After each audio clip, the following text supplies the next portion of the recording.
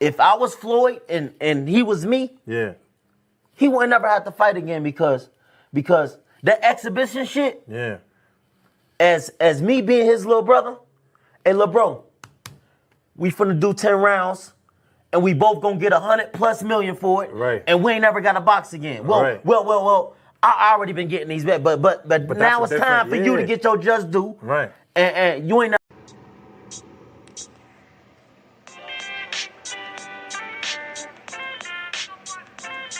Yo, you know the deal. We back again. We never slacking. Word 'em up. Ladies and guys, whether if you drunk or you high, it's time to pay respects to the illest man alive. If you think you got a point, he'll shrink you down to size. And from there it's downhill like a slinky or a slide. Open your eyes. Got a deep connection with the rise, so you might see them jump in whenever they go live. Peep it. This channel blowing up now, it's not a secret. With tons of exclusive interviews to listen to. Them other channels I hate, but yo, they missing clues. They start narratives, sip the goose and twist the truth. It don't take a rocket scientist to get the proof. Just click the live at 4 p.m. Eastern time. But when you chime in, make sure you keep it kind. But if cowards want to debate, then it's feasting time. My man Jusdu shine busy all the time. Grind 24/7, 365. Videos he might have 365. My rhyme sick, they make you do a 365. You get a rich if you think you fit to survive. It's Jusdueboxing, time to click the live. Ain't no beginners, if you soft, you ain't down to ride. I crush you, respect too, it's Jusdu. He got the illest boxing show on the internet. The boy been a threat and he ain't even had dinner yet. Word 'em up. Yeah. You know what time it is.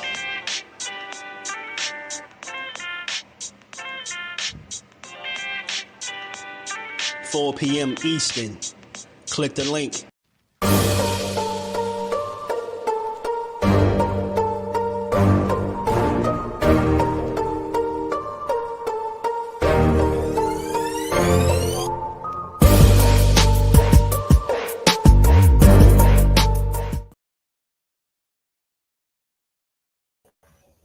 What's good? What's good? Salute to the family. We back again.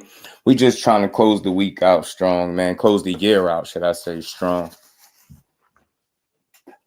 Back to build on this boxing for a little bit, man. Y'all already know we was here early in the morning. We was up at 9:30 in the morning building on this boxing, but try to come back with another conversation. I'm over here juggling the kids, man. The kids ain't got no school. It's been a tornado. But we here, man. We here to build again on this boxing. Salute to everybody pulling up that rocked out with me for the morning stream. Like I said, we're going to close the year out strong. Just wanted to make sure I came to build again with y'all, man. Where we at in the likes? We at 1 million.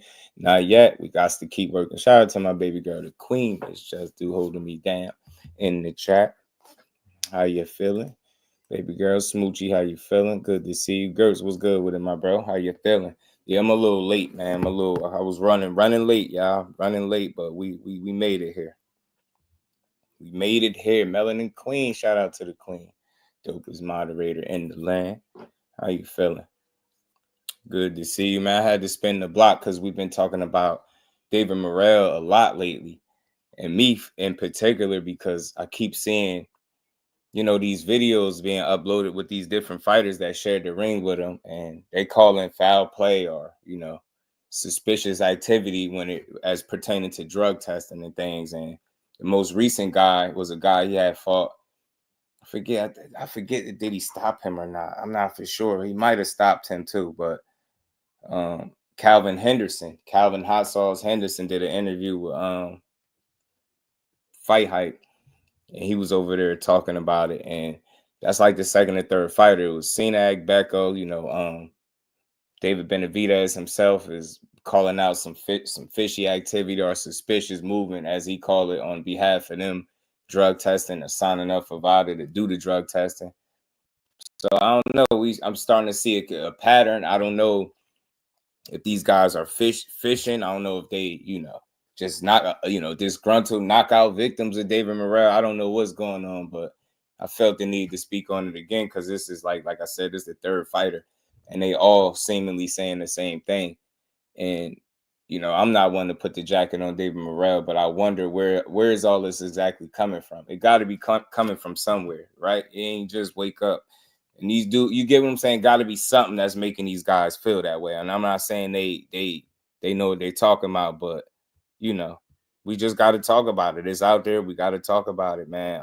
It's crazy what he got going on, where all these fighters are just coming out left and right saying that, drug testing ain't looking right. Moving fishy.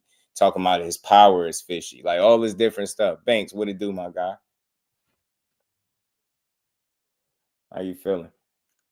Y'all ready for this new year, man? Y'all ready for this new year? We doing overtime today, double duty, man. Shout out to y'all, man. We gonna build for a little bit. Demetrius Andrade did a Fight Hub TV interview. He touched on some things that will tie into the live that we was talking about earlier.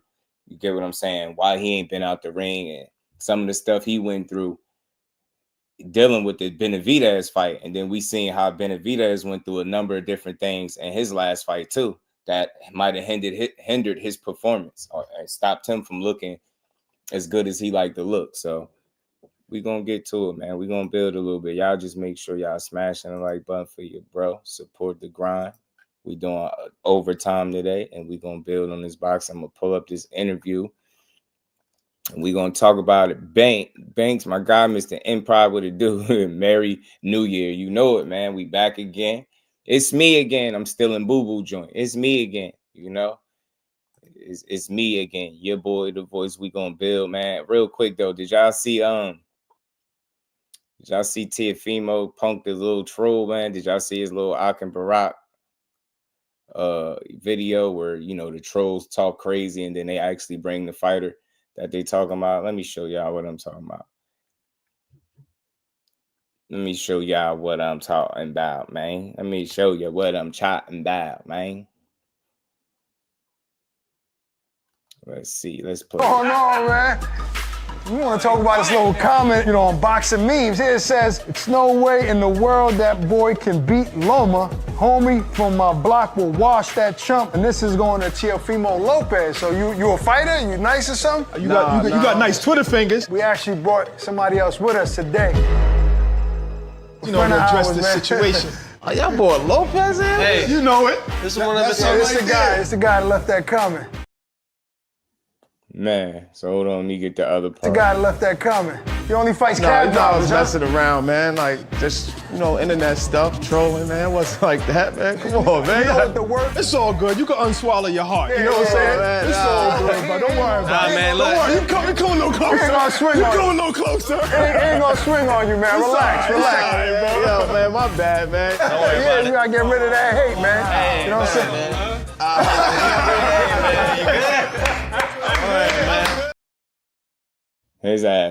His ass was shook, man. T.O. See shit like that, T.O.?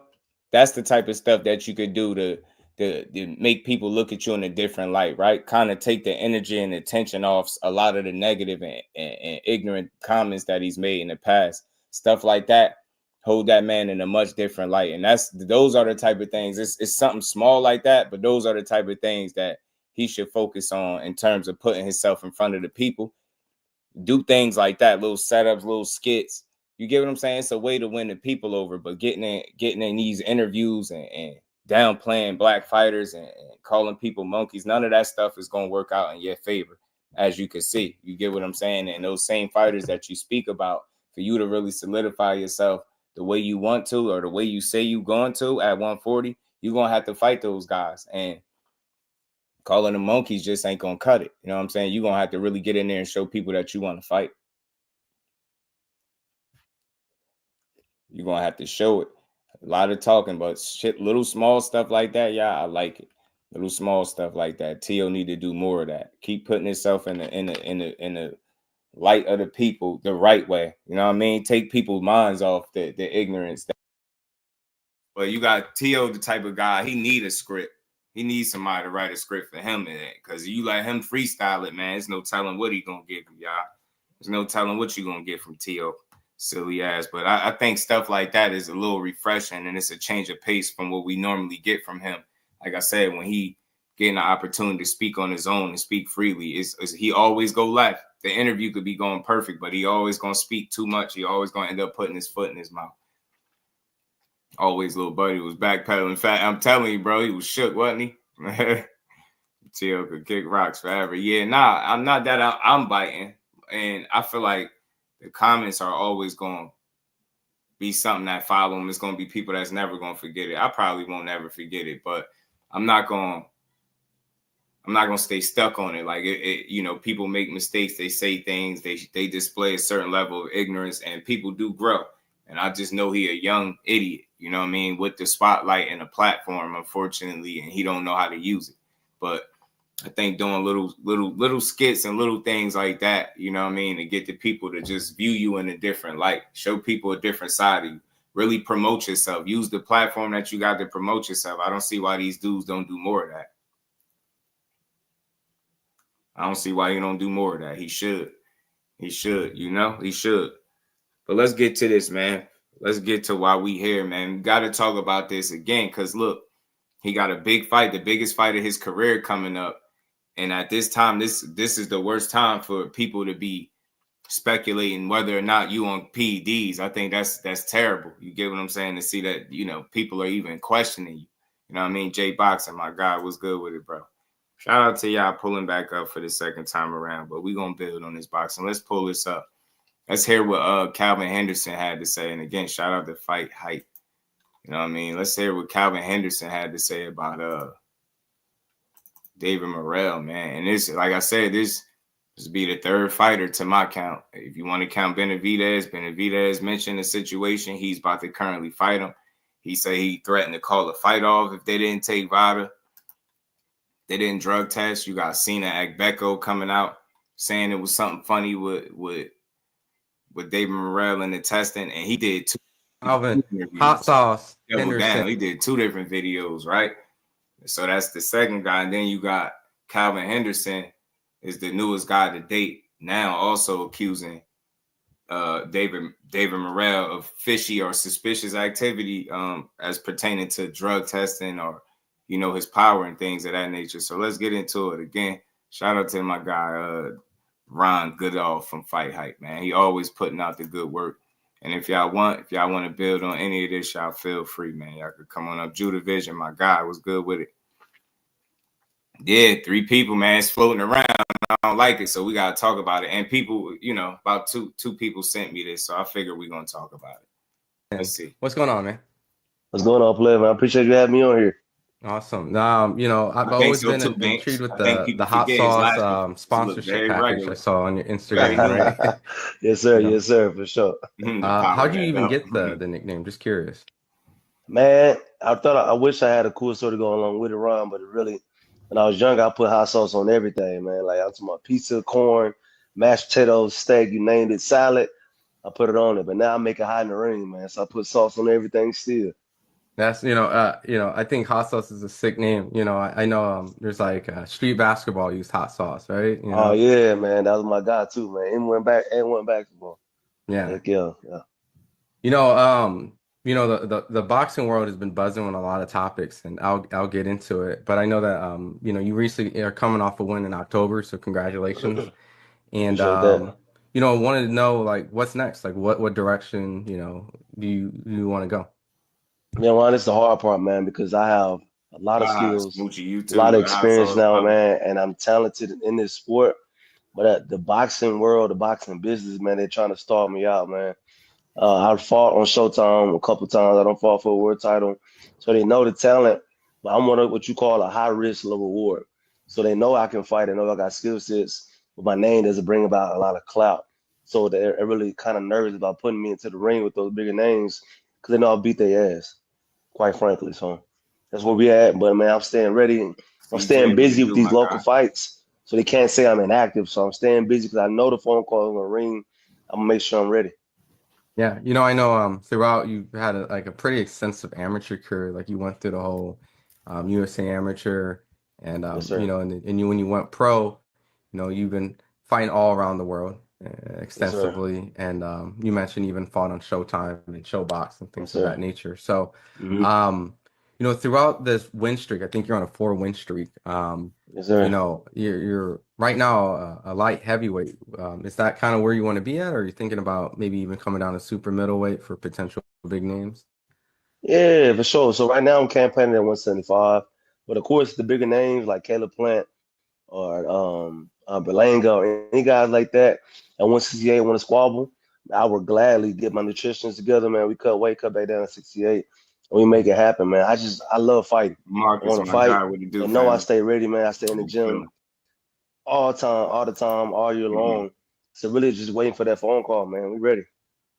You know, it seemed like, you know, prior to Yes, the dude, Steen man. fight, Yeah, you crazy. know, you were doing your thing. I know that Yes, sir. Make sure y'all smash that like you made button, obviously subs, adjustments man. after the Morrell Let's fight. You're on a keep 4-win building. streak. What Let's was the close the things that year you out strong. changed, you know, from the Morrell fight? I know, CJ. So going back to the Steen fight, in that fight, that was on Showbox main event, and we were both undefeated. I tore my rotator cuff in the third round in that fight. That's something we don't talk about a lot. If I y'all didn't make wondering zero who excuses, and talking, I fought the rest of the fight. this is Kalvin Henderson. I want y'all to hear it out his mouth. And you know, we only report on what's out there. And I think this is becoming a bit of a topic, nonetheless. David Morrell and it, whether or not he's clean. So I think this is crazy to hear this. And this is coming right before his biggest fight. KO, my guy, man. Salute, bro. Much success to you and your family in the new year, man. Same goes for you, bro. Appreciate you, man. Keep grinding, man. Keep being dope. Keep being one of one. You one of the hardest working dudes out here, man. And I rock with you 1,000,000%, man. Keep being dope, my guy. And KO, don't sleep, yo. You don't sleep. This man be working. And I respect it. I rock with it. Salute to you, Brody. But y'all, appreciate y'all pulling back up. This is the second live, man. We probably won't be here super long, but we're going to build for a little bit. Just going to talk a little bit about this Morrell situation, right? And I know my guy Floss in the building. I'm going to drop the link if y'all want to come up and talk about this. Because like I said, this is the third fighter that's speaking about David Morrell and things being fishy, not being on the up and up. So just want y'all to hear it for yourself. But literally only one arm and still only lost by decision. Close decision to that, too. So that fight, it was going our way. Man, we was excited. After the first round of that fight, I told my coach in the corner, 5 rounds top. We're not this guy out of 5 rounds. And the third round, I real quick now. Yeah, CJ. Man, you will, man. You will. Kids are a beautiful thing. That's why I was here. I got here a little late, man. I squeezed in the extra live, man. I done put baby boy to sleep. I know if he hear my voice enough, he gonna wake right up, man. That's my little sidekick. He be driving me crazy, but gotta love the kids, man. They make the grind worth it for sure. Well, let's get back to this. My shoulder. But that's how the sport is, when you fight through injuries all the time.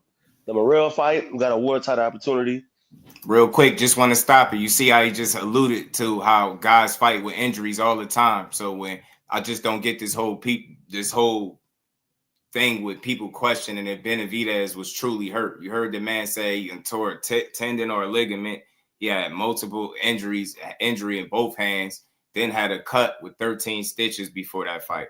You know what I'm saying? And started feeling the swelling as he was warming up and still made it through that fight that went 8 or 9 rounds. That dude is different, man. At that time, I was ranked top 10 by the WBA in super middleweight. Went to Morrell's second home in Minnesota. Nobody else wanted to fight him. I told you, man, have gun, we'll travel, man. We fight. It don't matter where it's at.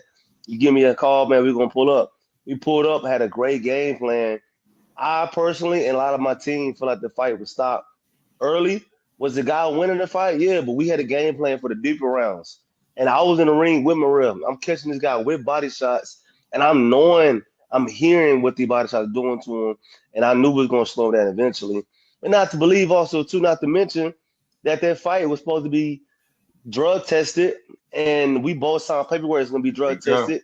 We get to the fight the day of in the locker room, the WBA forgets to order the drug test. So that's another thing. You fight, not only fighting politics, you fight a potential dirty fighter too in Morrell. We'll talk about that a different time.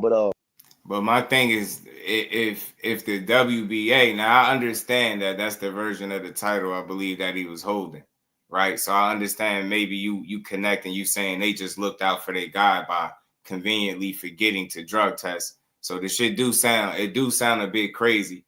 It do sound a bit crazy, but at the end of the day, I don't think you could place that solely on Morrell's shoulder and say it's on him for them to not, you know. You know what I'm saying? For them not to, they do sound crazy, and it is fishy, but I don't know if you could point to Morrell saying that's him. Jordan Smith, my guy, what it do? What it do? What it do? You gotta be new. This is the first time I seen you in here. You don't know me. I'm gonna let you get that one, but your next one better be. You might want to be mindful with your next comment, bro. Might want to be mindful. I try to keep it respectful, but you might want to be mindful with the next thing you type in that chat.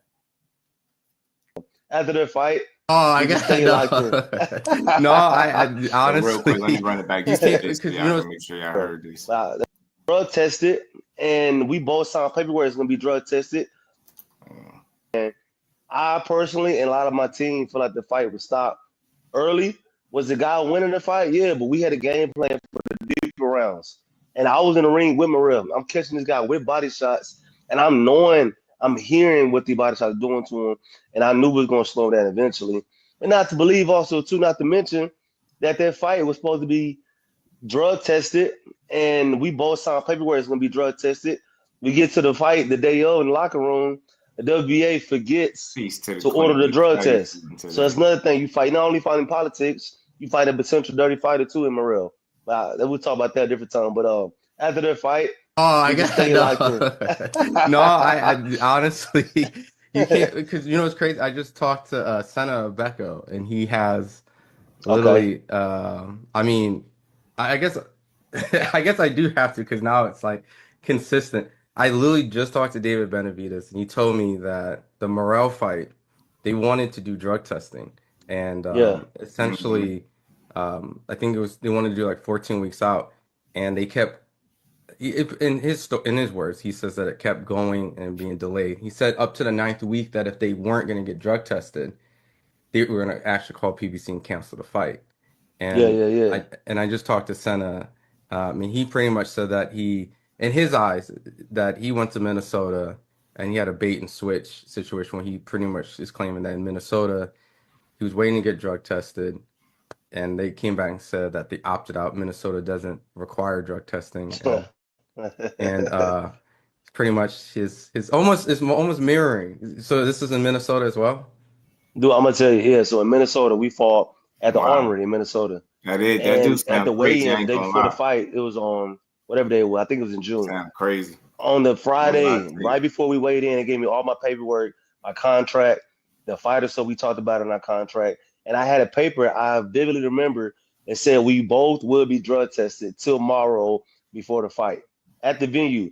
I signed it, boom, bam, seen it. I get to the venue on Saturday. I go to the locker room. I'm the co-main event. So we get in, they show the camera, we get escorted in, sit in my locker room.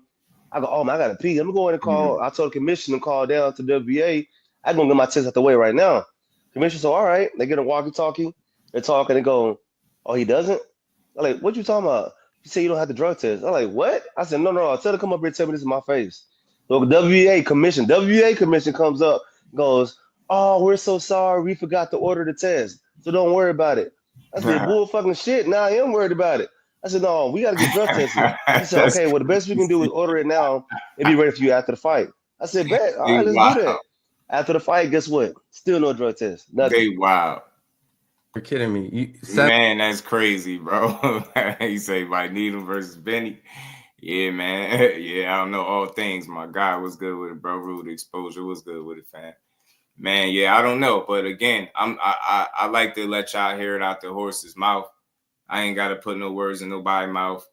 I could understand why they would be, suspicious or skeptical or, not trusting of the process. That do seem fishy as hell. Like this man offering up the drug test and y'all telling him he ain't got to do it. And then another situation, you said the WBA, they conveniently forgot, to order the testing. And I think that's just ridiculous. So again, the only thing I could say is the fact that that's the belt that he held.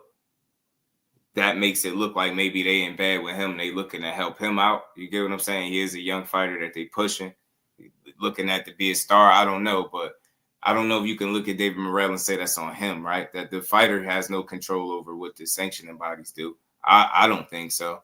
unless they got some type of relationship that we don't know about. You get what I'm saying? But I ain't gonna lie, just hearing what he's saying and just taking it for what it is, it do sound fishy, sound crazy. You know what I mean? But again, I'm not gonna blame it on David. You know what I'm saying? I'm not gonna blame it on David. It's scandalous. So he had the edge of the interview after fighting in the ring against that fighter. Risen, what's good with it, fam? Man, so let's get back to it. Said this is the same exact story, like literally verbatim. Have you guys talked or anything? just We curious. have not talked. No, I kid you not. It's the verbatim story. He said that he was supposed to get drug tested beforehand, and it was instructed that he would be prior to the fight. Yeah. After the fight, he didn't, and pretty much, wow. So this is yes, sir. I signed paperwork saying that, and the WA, I forgot her name. On if you watch the video, I can screenshot and circle the lady that came to my locker room and was like, "Oh, so sorry, we forgot to order the test."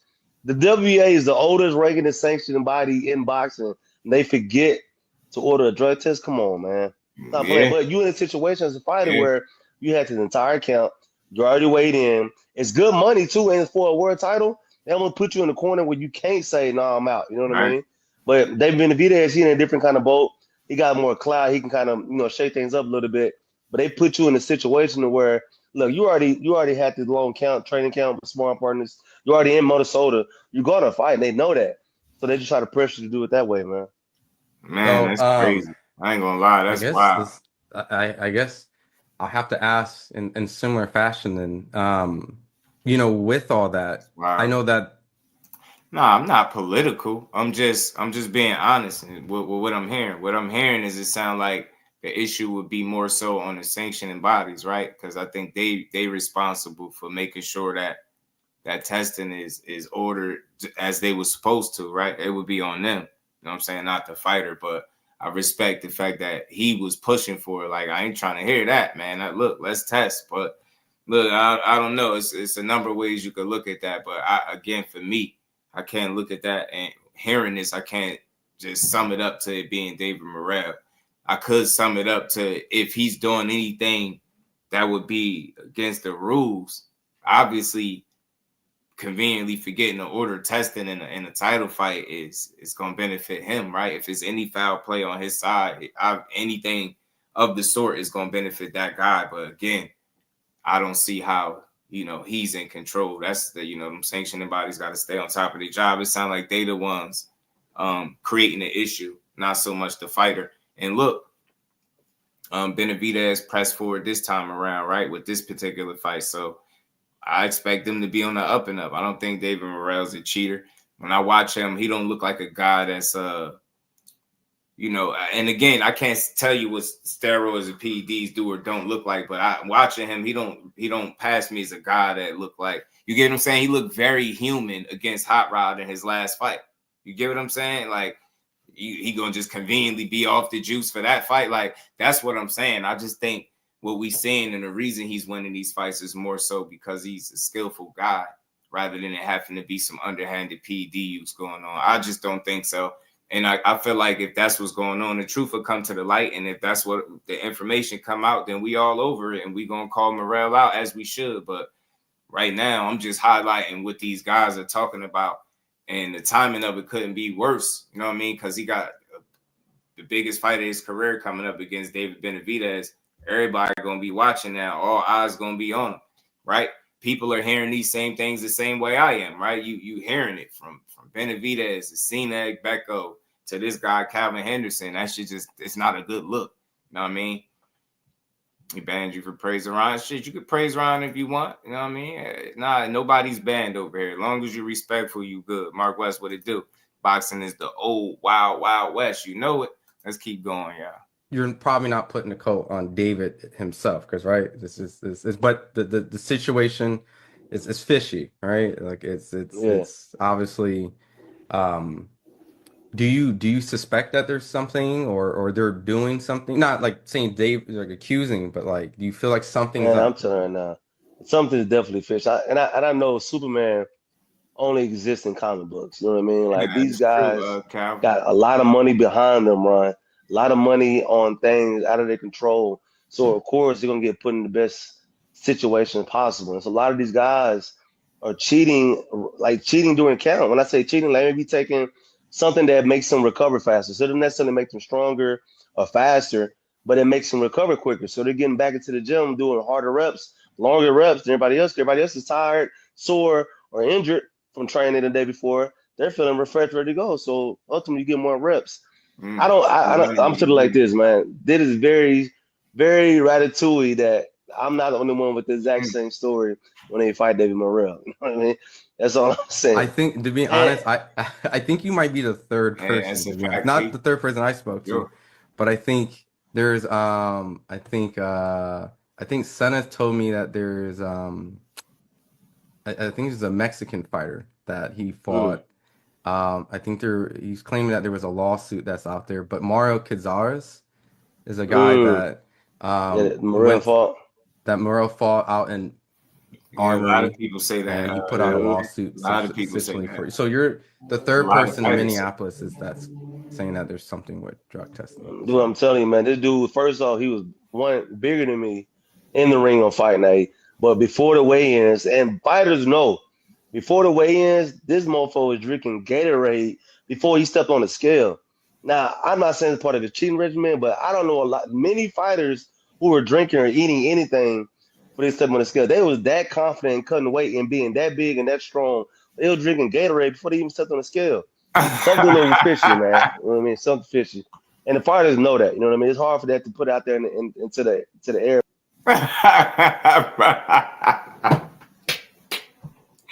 David Morrell got people spooked. They throwing the jacket on him, man. They like, nah, man, this dude's drinking Gatorade before he weighed in. Ain't no way. Shout out to Kalvin Henderson, man. I'm just here to report what these dudes say. I give my assessment, but I'm going to always be fair. It is a bit of math now. It is a bit of consistency with the stories that are being told in terms of the process and how things are not being taken care of properly. So, look, I think their concerns are legit. I think cheating is run rampant in not just boxing, but in sports as a whole. So I wouldn't be surprised that, you know, they would be cool with it. Again, like he said, they got money behind them. I'm not putting it on Morrell, but you definitely don't do the fighter no favors if he's the owner of the title and you're the current sanctioning body for getting the order to testing. You get what I'm saying? That you're going to be connected to the fighter, so it's not going to be a good look. You know what I mean? I think it's real, bro. Ring after he beat this guy, see if he sounds suspect.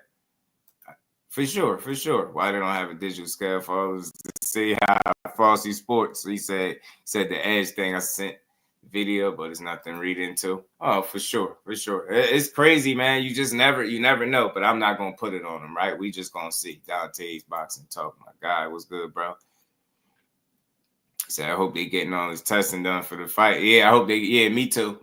And I think it is because again, Benavidez threatened to call it off if they didn't do it. So I think they on top. Fighters know that you're really fasting because you couldn't wait. You know, you couldn't water, you couldn't think out of your system trying to make this weight. So for him to be drinking Gatorade and just everything's all chill and comfortable, come on, man. Something going on. So, I mean, I think the big topic this year was, I think, the Devin Haney Ryan. Like, I know that a lot of people have criticized Devin in a sense of like, they felt that maybe what up? Some of the technical things he did could have been, the reason why he lost the fight against Ryan. But do you feel otherwise that, because Ryan failed the drug test, that you have to consider in Devin's case, because he's putting out the lawsuit, things like that. Is it valid? I mean, in the sense of like, are people siding with the guy? Because you see on social media, are they siding with Ryan and empathizing with him more than really a person who knows or suspects? Yeah. Is it ridiculous that people side with Ryan? That's the hard part. The hard part is that what they found, from what I know, what they found around system was like 0.1 or 0.0 something of aspirin, right? I don't know how much of that provides you with performance enhancing ability, but apparently if you're taking aspirin because you're trying to cut weight. And so I don't think cheating is cheating. Don't misunderstand me. Cheating is cheating. No matter if you take a diet pill, cheating is cheating. But to point to where he's making a lawsuit and this is why I lost, I think that's a far stretch. I think they saw an opening in the back door and they ran through that shit. You know what I mean? But as far as as far as Ryan Garcia. And as far as a lot of these guys, I'm being honest, Ryan, a lot of these top guys that everybody thinks is ungodly talented or taking something or cheating on something or using something, man. So this is not by far a clean sport we're talking about. Everybody at the top is taking something they ain't spoke about yet. That's just me being honest, man. I know it's hard to burst that bubble and to put it out there. No. I Man. appreciate. Look. The truth. This essentially the platform for you to speak your truths and not hide or shade things. So, I guess in my eyes is Man, then it's crazy. you mentioned the opportunity is great, the money is great. Obviously, big platform, Showtime, Sure. or title. Why didn't you just kind of say, like, or even essentially, do a lawsuit as well if it's contracted? Because, it's a consistent theme that I'm noticing now that guys are contracted to do drug testing, and it finds out they opt out. Correct.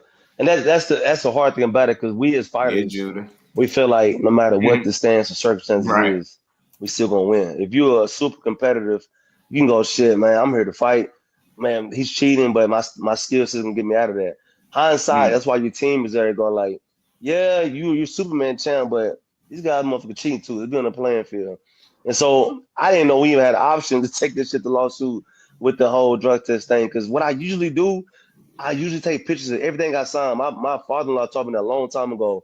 I was cutting weight, and I was so drained for that weight cut that I was trying to get through everything so I can focus on not freaking passing out before I set them up scales. You know what I mean? But I usually take pictures of everything I signed. I wish I went back on my phone and see if I did it. I didn't. I wish I took a picture of the paper that I signed showing that. Even though they should have it on file with them being WBA counsel, they should have it on file. But with them doing what they're doing, I'm not sure you even have that, man.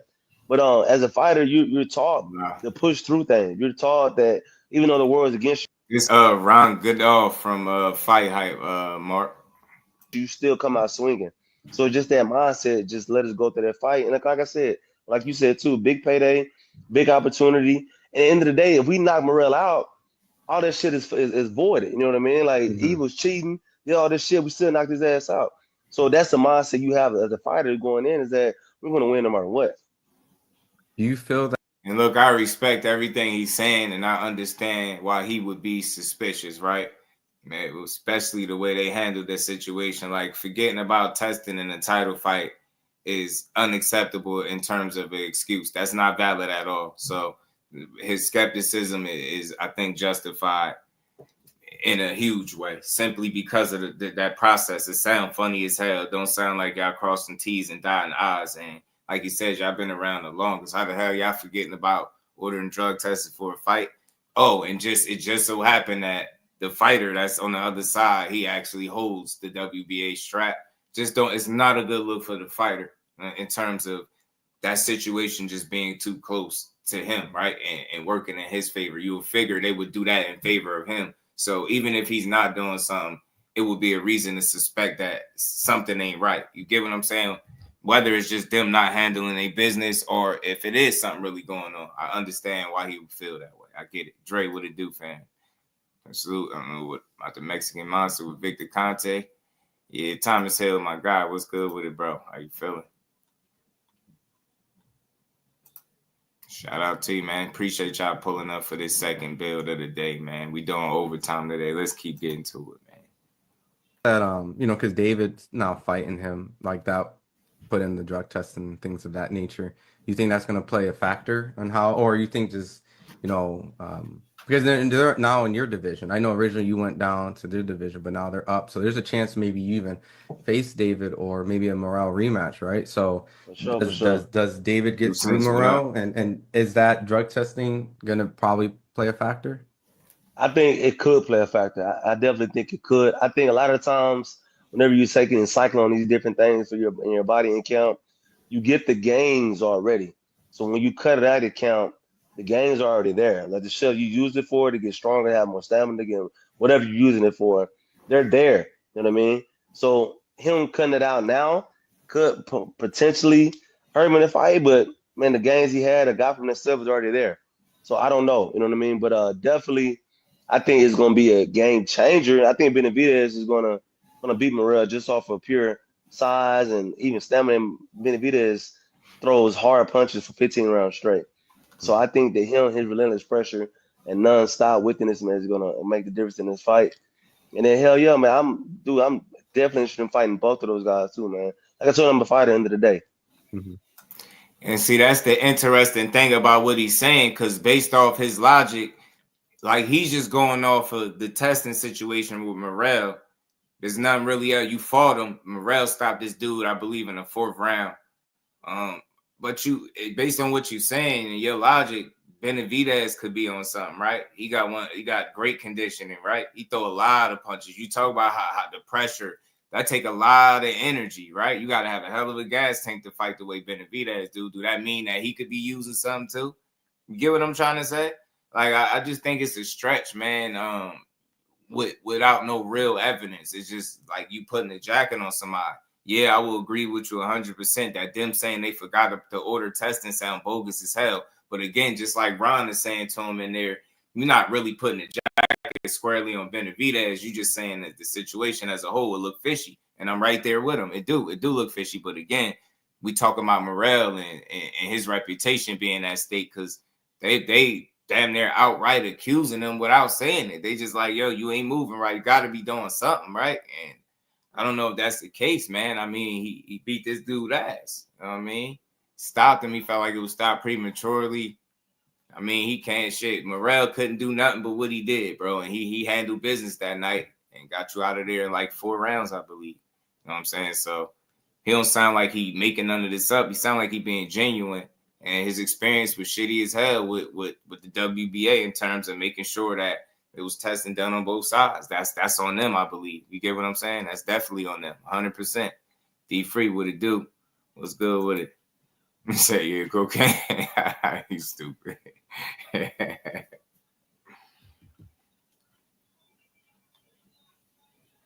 paused it too long. Hold on, give me a second, y'all. I hate when it does that, yeah. Man, so I don't know, man. I just don't know if I want to put the jacket, but I highlight what these dudes say and just let y'all make of it what you will. I do think that they need to avoid situations like that for future fights, for sure. Like that can't be the situation. Like that can't happen. And again, if it ain't nothing funny going on, don't move in a way that makes it look as such, right? Forgetting about the testing, forgetting to order it. And then when he pressing for it, it sounded funny. Like you get on the microphone and act like you really about to make sure that it's testing going on. And then you just look over at him and tell him, oh, you ain't got to test. Like, I see exactly why he was looking at y'all like y'all crazy, bro. I see why. I get probably it, bro. Play a factor. I think it could play a factor. I definitely think it could. I get it, man. Shout out to my baby girl in the Cash App, man. She's supporting her guy, man. Much love to you, baby girl. Let me give her her theme music. She always say theme music. And we ain't never got a box again. Well, Right. well. I already been getting these back, but now it's time for you to get your just do. Shout out to my baby girl, man. Supporting the grind as always, man. Let's keep going deep. There's a little numb in there. We knew that. He said, y'all stupid, man. He said that earlier. I don't trust nobody, Morrell or Benavidez. Look, it's okay to have reservations about things, but like I feel like the truth will come to the light. These dudes ain't gonna continue to get away with cheating if that's what's really going on. Right now it just seemed like a couple of knockout victims are accusing them of cheating. Couple knockout victims and a few opponent, opponent that's up next, saying that stuff ain't right. But I don't care about the slow dragging and how long you taking, as long as you being tested and being tested accordingly. And when you be tested, that those tests come back clean. We could speculate all day and night about if somebody is cycling on or off. But I feel like at some point your ass get caught. You get what I'm saying? You get caught at some point. So I feel like the truth would come to the light. That shit'll catch up to you. Not going to continue to get away with that type of shit. And it's terrible for boxing, but it's even more terrible to put a jacket on somebody because the sanctioning bodies are not moving right. And absolutely, Risen, they do. They got to be way more transparent and consistent with their rules. Get what I'm saying? Morrell's a slick fighter? Absolutely. He is. In the ring, you mean? All Thea say we need to expose creator in boxing because it shows they don't believe in themselves and end up hurting someone. Oh, cheaters, you saying? Yeah. Out there, Sweeting. Shout out to you. Appreciate you stopping through. Make sure you smash that like button, sub to the channel. Benavidez getting KO'd. Nice. Yeah, I don't know. Jay Cuban. I don't know if he gonna get his ass whooped, man. I think it's gonna be a tough fight for both of them. You know what I'm saying? Benavidez got a lot of pro experience that David Morrell can't make up for in 11 fights, and Morrell got a great amateur pedigree and things of that nature that should put him in a position to be able to do some things. He has some quality fights as a pro too, but just 11 ain't gonna make up for the number of fights that Benavidez got. So I don't think it's gonna be easy for either guy. I think this fight could go the distance, but if Benavidez physically imposes as well, we talking about a much more difficult fight for Morrell. But we're gonna see. I think both guys got their work cut out for them. I think a lot of times, whenever you're taking and cycling on these different things in your body and count, you get the gains already. So when you cut it out of count, the gains are already there. Like the shit you used it for. Shout out to my brother D1 in the Cash App support. And we ain't never got a box again. Well. I already been getting these back, but now it's time for you to get your just due. Much love to my guy, man. Appreciate you, bro. Eliza, what it do? Top 8, man. What's best? I hope everybody have a great start to the year, man. Happy New Year to the fans. I mean, to the fan. You live in Florida. Stronger, have more stamina again. Whatever you're using it for, they're there. You know what I mean? So him cutting it out now could potentially hurt him in the fight, but man, the gains he had, a guy from himself was already there. So I don't know, you know what I mean? But definitely, I think it's gonna be a game changer. I think Benavidez is gonna beat Morrell just off of pure size and even stamina. Benavidez throws hard punches for 15 rounds straight. So I think that his relentless pressure and nonstop wickedness, man, is gonna make the difference in this fight. And then hell yeah, man, you talking about somebody throwing relentless punches, nonstop punches for 15 minutes straight. I mean, for 15 rounds straight. That sounds like Superman almost. The guy that you said don't exist in boxing, that almost sound like Superman. You get what I'm saying? So you basing it off the testing situation. I understand that, but I still don't see how that directly connects to Morrell. That's all I'm getting at. And I just don't want to be the guy to throw the jacket on him prematurely. That's all I'm saying. You know what I mean? And it's crazy that this coming out of the time where he about to have the biggest fight of his career. Is wild. Dude, I'm definitely interested in fighting both of those guys too, man. Like I told him, I'm a fighter at the end of the day. Mm-hmm. You know, ultimately, with them stepping in division, I know Morrell didn't really look super amazing. A lot of people criticized his last performance. And, you know, David came up and he fought Alexander. He claimed he had an injury. I mean, what's so different about when you went down to 168 and then you fighting at 175? Because, you know, you have a lot of success in, you know, the 175. And so is it the natural weight, you know, like is it just what is it that you feel better maybe here than there? So when I fought Morrell at 68, I was still at super middleweight. So I didn't have to come down necessarily, but my body was already outgrowing that weight class, which made that weight cut so difficult. And I make excuses for that fight. Weight cuts are supposed to be difficult. But at 75 now, it is a more natural weight. The guys are a little bit bigger, but they're not as skilled as the guys at 168. You know what I mean? The 168, the lower you get, especially 160, 168, these guys are super skilled, super fast, super quick. At 175, it's slowed down a bit. The power is a little bit more there, but you see the punches coming a lot more too. And so I think Morrell and Benavidez feel more comfortable at 75. I don't think Benavidez's power will carry over as much as it did from 68, because at 168, he was a big motherfucker, man. Some people call him a weight bully. He was huge. But 75 is more of a natural weight class for him. So I think you'll see longer fights from Benavidez and maybe even Morrell too at those weight class, because it's just the bigger guys. You know, and he make a great point. There is in there with naturally bigger guys, stronger guys that's able to give a better punch, take a better punch.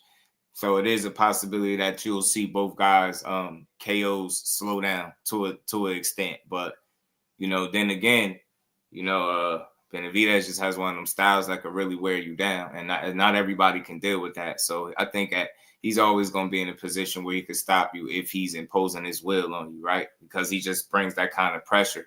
And he throws, you know, punches and bunches, as we all know. High punch output, great conditioning, and he fights.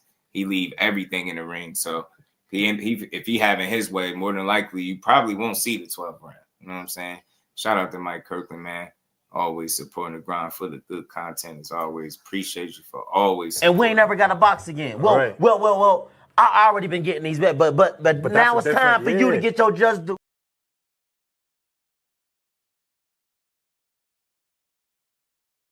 Kind of sucks for boxing, but let's play the rest of this. It's almost done, and we're gonna keep it. My last question of all that is just, you know, you mentioned that you would consider going out and fight Caleb Plant or Edgar Berlanga. You know, I know that those two guys probably have a collision course on them to face each other. You think those guys would give you an opportunity or face? Because, you know, I know Caleb's been in a lot of marquee fights. Edgar just got done with Canelo.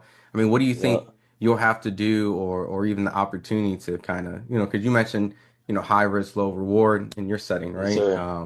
So what do you think you would need to do? So I know before Caleb had his last fight against Trevor, he was saying that he wanted a tune-up fight. Somebody that, you know what I'm saying, less caliber, where he can just kind of move around a little bit. I was pushing hard, Ron. I mean, I was making videos. I was calling them out, man, doing all these funny memes and shit like that. And he was looking at it, man. He saw it and backpedal a little bit more. Me and Caleb fought in the amateurs already. We already have history. We fought in the mid-size Golden Gloves, and it was a close fight. I feel like I won. He maybe feel like he won. But at that time, man, it was very competitive. And so Caleb Plant knows who I am. I know who he is.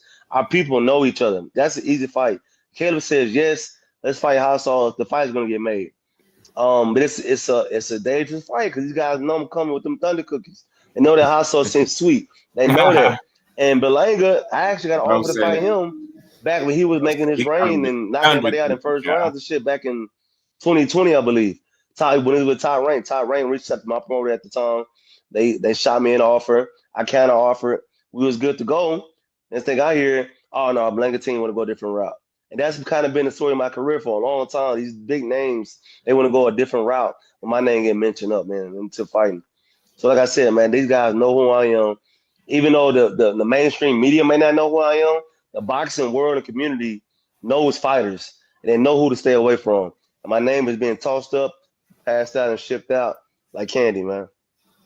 Do you think you have to kind of, because I know like Munguia just had a big upset. Got a point. I mean, yeah, because Iglesias, the dude is serious. He took him apart too. It's like, do you feel like you have to be essentially like cherry picked in a certain degree, like kind of damn sure?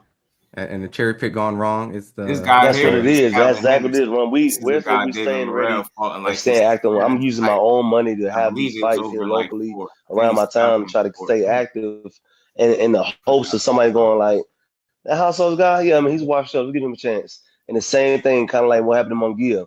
That's what promoters don't want. That's a promoter's nightmare. Have your money built up in this fighter, they put money in and push him and promote him and go down to Mexico, his home Tijuana, around his own town and get stopped by a guy with no power. That's their worst nightmare. And so they try to stay away from things like that because of that shit could potentially happen, man. Because like what happens after that? Do they still push Munguia after he lost Canelo and Luke get knocked out by this guy? Like what do they do? You know what I mean? So now they're kind of wondering what's next. But with me, man, I still have some fights in me, so they want to push me. Don't push me.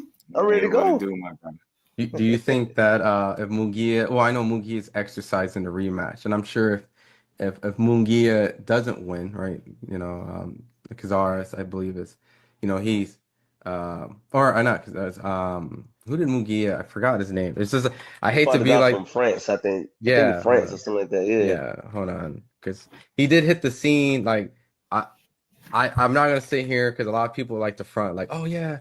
I knew who he was, yada yada. Like, I did not know who he was. You know what I mean? Like, and I'm sure, you know, there's a lot of people because you know, like you said, it was Saras. That's what it is, Bruno Saras. Yeah. You know, he was definitely, you know, probably top in his country, but on the world stage, people didn't really know. He was definitely brought in as like a cherry. So if he does beat Munguia again, you know, everyone's going to be hunting him. So that's probably another person who probably won't necessarily be able to. But do you feel like you rather look for guys at 168 versus 175 to get that opportunity? Like as in getting that cherry pick gone wrong situation? Would you rather do that? I think now that we're at 75, I think that they're not going to cherry pick me even more because now I'm going to be a bigger guy cutting down. I think at 75, it might be more of a cherry pick. opportunity because 175 light heavyweight is not really big or really ran by the states right now. Currently, a lot of Europeans are running 175. So I think at 175 in the states is where I get my opportunity if I'm holding my breath on that. Nice, But man. 68, the bigger names, man. I'll make that cut. I'll kill myself and drink water and just think about food for 6 weeks to cut down 68. We make it happen. Would you ever take a fight that's like to get you to a big fight, kind of like one of those like you know, a guy that's up and maybe like a top 10, maybe the 9th or 10th guy who didn't really get the name yet, but they need maybe a fight to get him. Would you take a fight like So it's, yes. So not to cut you off, but this past summer, the fight Canelo had in May, I forget who it was. Was it Munguia he was fighting? Yeah. I think he was fighting Munguia. So we got a phone call to be on his undercard against a guy named William Vega at 168, who they was pushing to potentially fight Canelo here in the future. And it was one of those fights, like you just said, take this guy, he's top 10, win this, we back on the big stage. So I said, fuck it, let's go. And we got into count, and guess what? Oh, they're going to go a different route. This is after I got a verbal agreement that they'll fight me. 2 weeks in the count, oh, yeah, they're going to go a different route. Man. So shout out to Kalvin Henderson, man. Ernest was good with it, man. Yeah, hell yeah, cherry picking happens. Yes, it do. If that's, you know, yes, it do. I'm busy, my God. What it do, family? Was good with it. Yeah, man.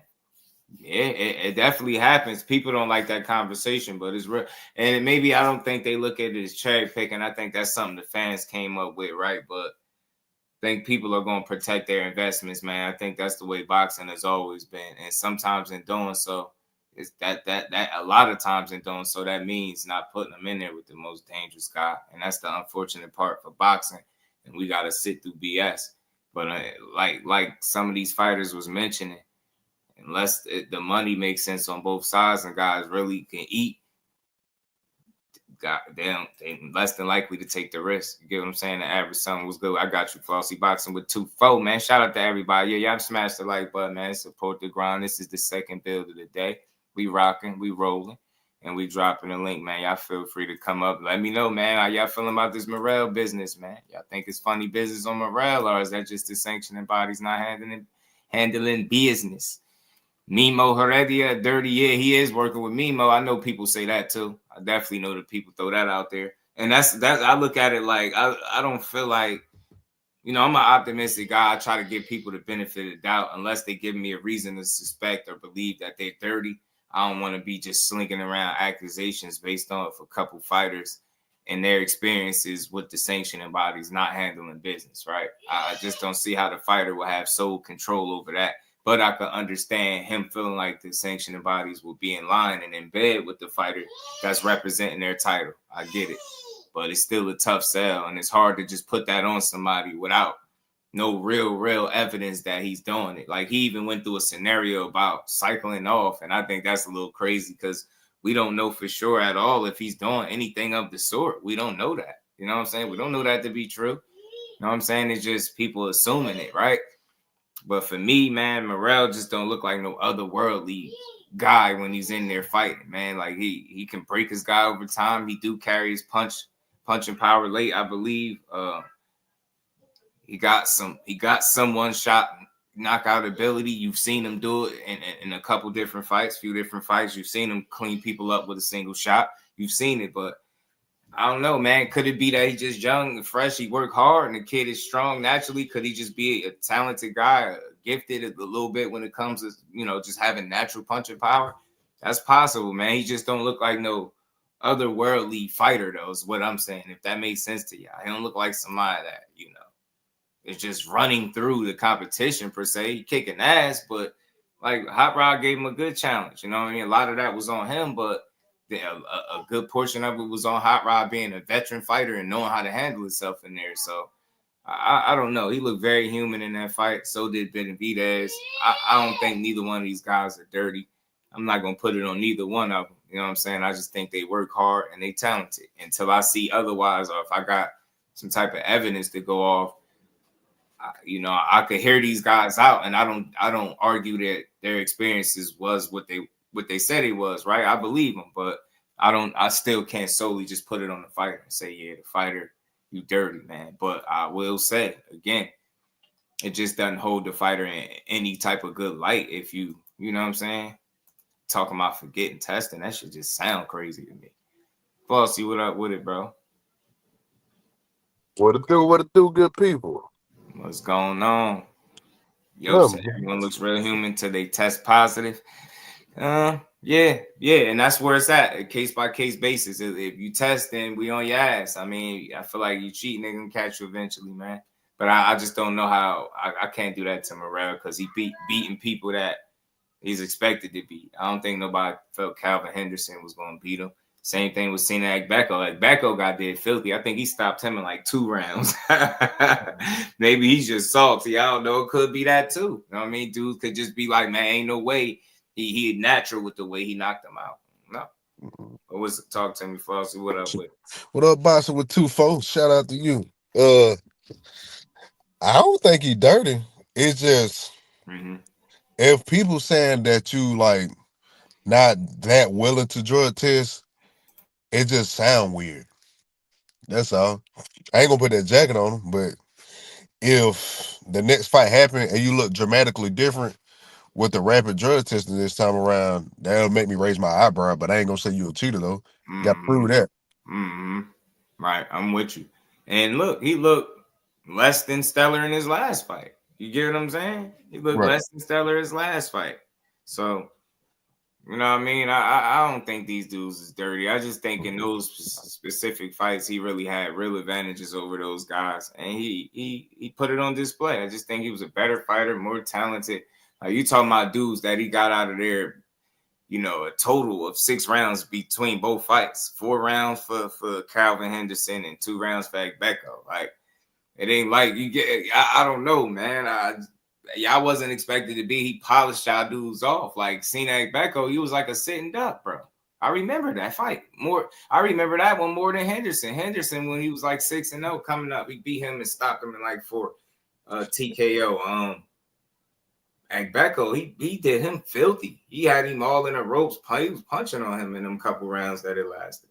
He beat him into. I ain't gonna lie, that one was low down. The way he did a Becco, that one was low down. He did homie bad. And maybe that's why he felt like that. Maybe because he felt like at that time nobody done him like that. Because Iglesias did him the same way. I believe he fought Becco too, and did him bad. He fought him after Morrell. And you know he's smoking shit. So, man, I don't know. I hate it. It's unfortunate, but it makes for a good conversation because, I mean, the stories are consistent with in terms of the processes and the experiences that the fighters have, right? That's math. That's something that you could pay attention to that's going to raise an eyebrow, but I don't necessarily connect it to Morrell as much as I do to the sanctioning bodies, knowing that they all about money and protecting the bag and so on and so forth. We know that stuff. So you get me? It just don't hold the fighter in a good light either, though. You know what I'm saying? And he needs to make sure, in my opinion, I think to get out in front of this, you make sure that you at the forefront of all testing, that you making that shit clear.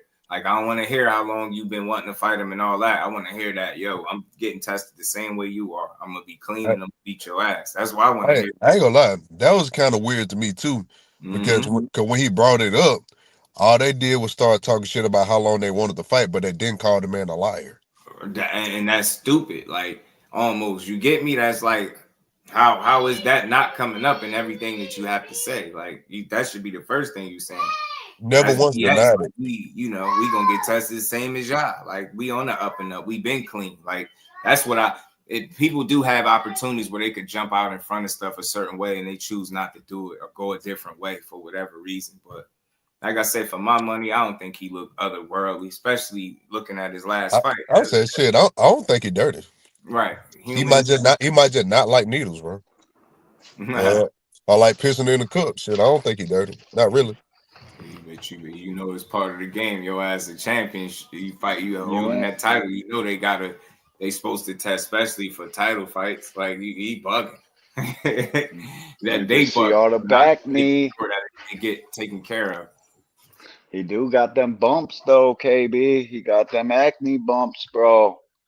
I've been watching all of his fights, and some of them they're there and some of them they're not. So look kind of suspicious to me. I never thought of him as like that, but I've been doing mad film study on both of these guys, and some fights they got back acne and some fights they don't. So I don't know, man, but I do think it's wild that they all just coming out the woodwork talking about he's a cheater. Now, why didn't you say that shit when he was smoking on you?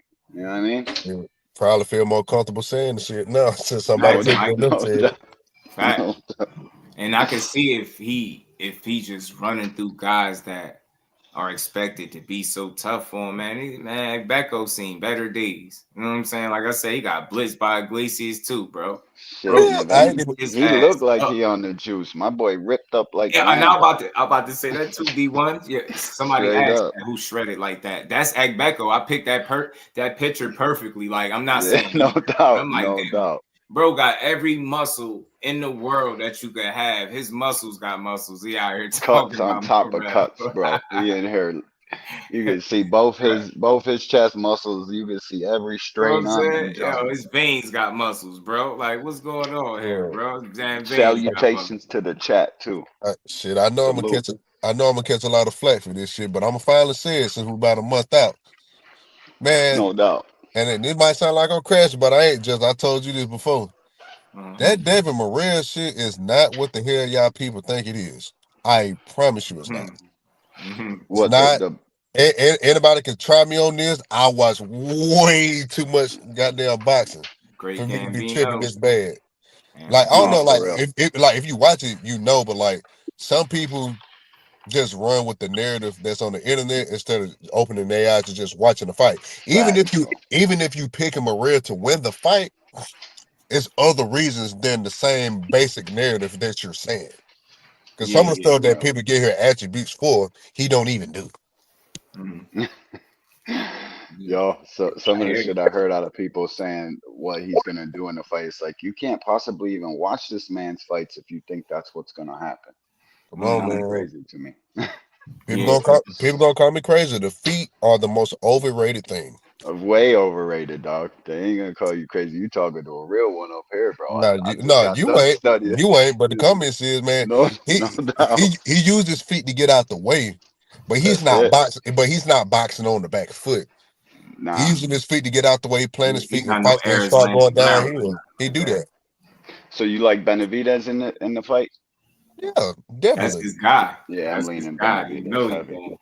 I'm leaning Benavidez heavy. It's the experience for me, man. Yeah, I mean, all these guys can fight. It's what have you done in fights? His movement is overrated. I think way overrated. Well, I think he moves well enough where if he's doing it on a consistent basis, he could create some issues or a challenge for you. I don't feel like he nice, but Paris Landing power type mover, right? He don't move that way, but no. he ain't for us because we get to see more action. You know what I'm saying? He do like to hurt you, so he ain't no punching bad, but he ain't no defensive wizard like people trying to make him out to be. Nah. Let me say, he got good enough. Yeah. What's good with it, D1, the family, my main man, Just Do the voice. And I got Floss, the boss up here too. Hey, I was the cat that made mention of that Mickey Fricky in that damn thumbnail pic. That Mickey Fricky looked like he on like Mr. Olympia type time right now. That boy got muscles. Like, I'm like, God dang, who that man right there? Ooh. So you picked the hell out of a picture, dog, because that boy, he looked like he was on some stuff, man. Then another thing, man, I don't watch multiple Morrell fights. I watched one specific fight in particular where the fight was in the 4th round and he throwing a combination. And he couldn't get the dude out of there because he already had a fucking win. He already had a gas. I don't know, bro. I just don't trust you talented for sure. But he throwing every punch like he throwing it from hell and trying to make it back to earth. Mm-hmm. Yeah, no doubt. I mean, and that's dangerous.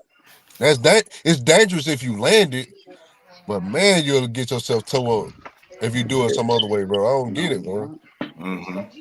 Well, one thing, that's why we get the fight, though. The fight gonna show everything. Because, I mean, like I said, there was a couple of breakdowns we did a couple of times in the casual corners, but it didn't look good for one fighter, but that fighter went up in there and showed they give a good account of himself. So I just want to see them line up, man. And I think that the fact that they are lining up, along with the fact that we get 2 times the fight of Better Be Even Bivol, like it gotta lend way to somehow we getting the rest of these cats to get up in the ring and put it all on the line, man, because I want to see the fights, bro. That's all I really want to it's see. gonna be a good fight for sure. I just think some people are goddamn making it more black and white than what it really is.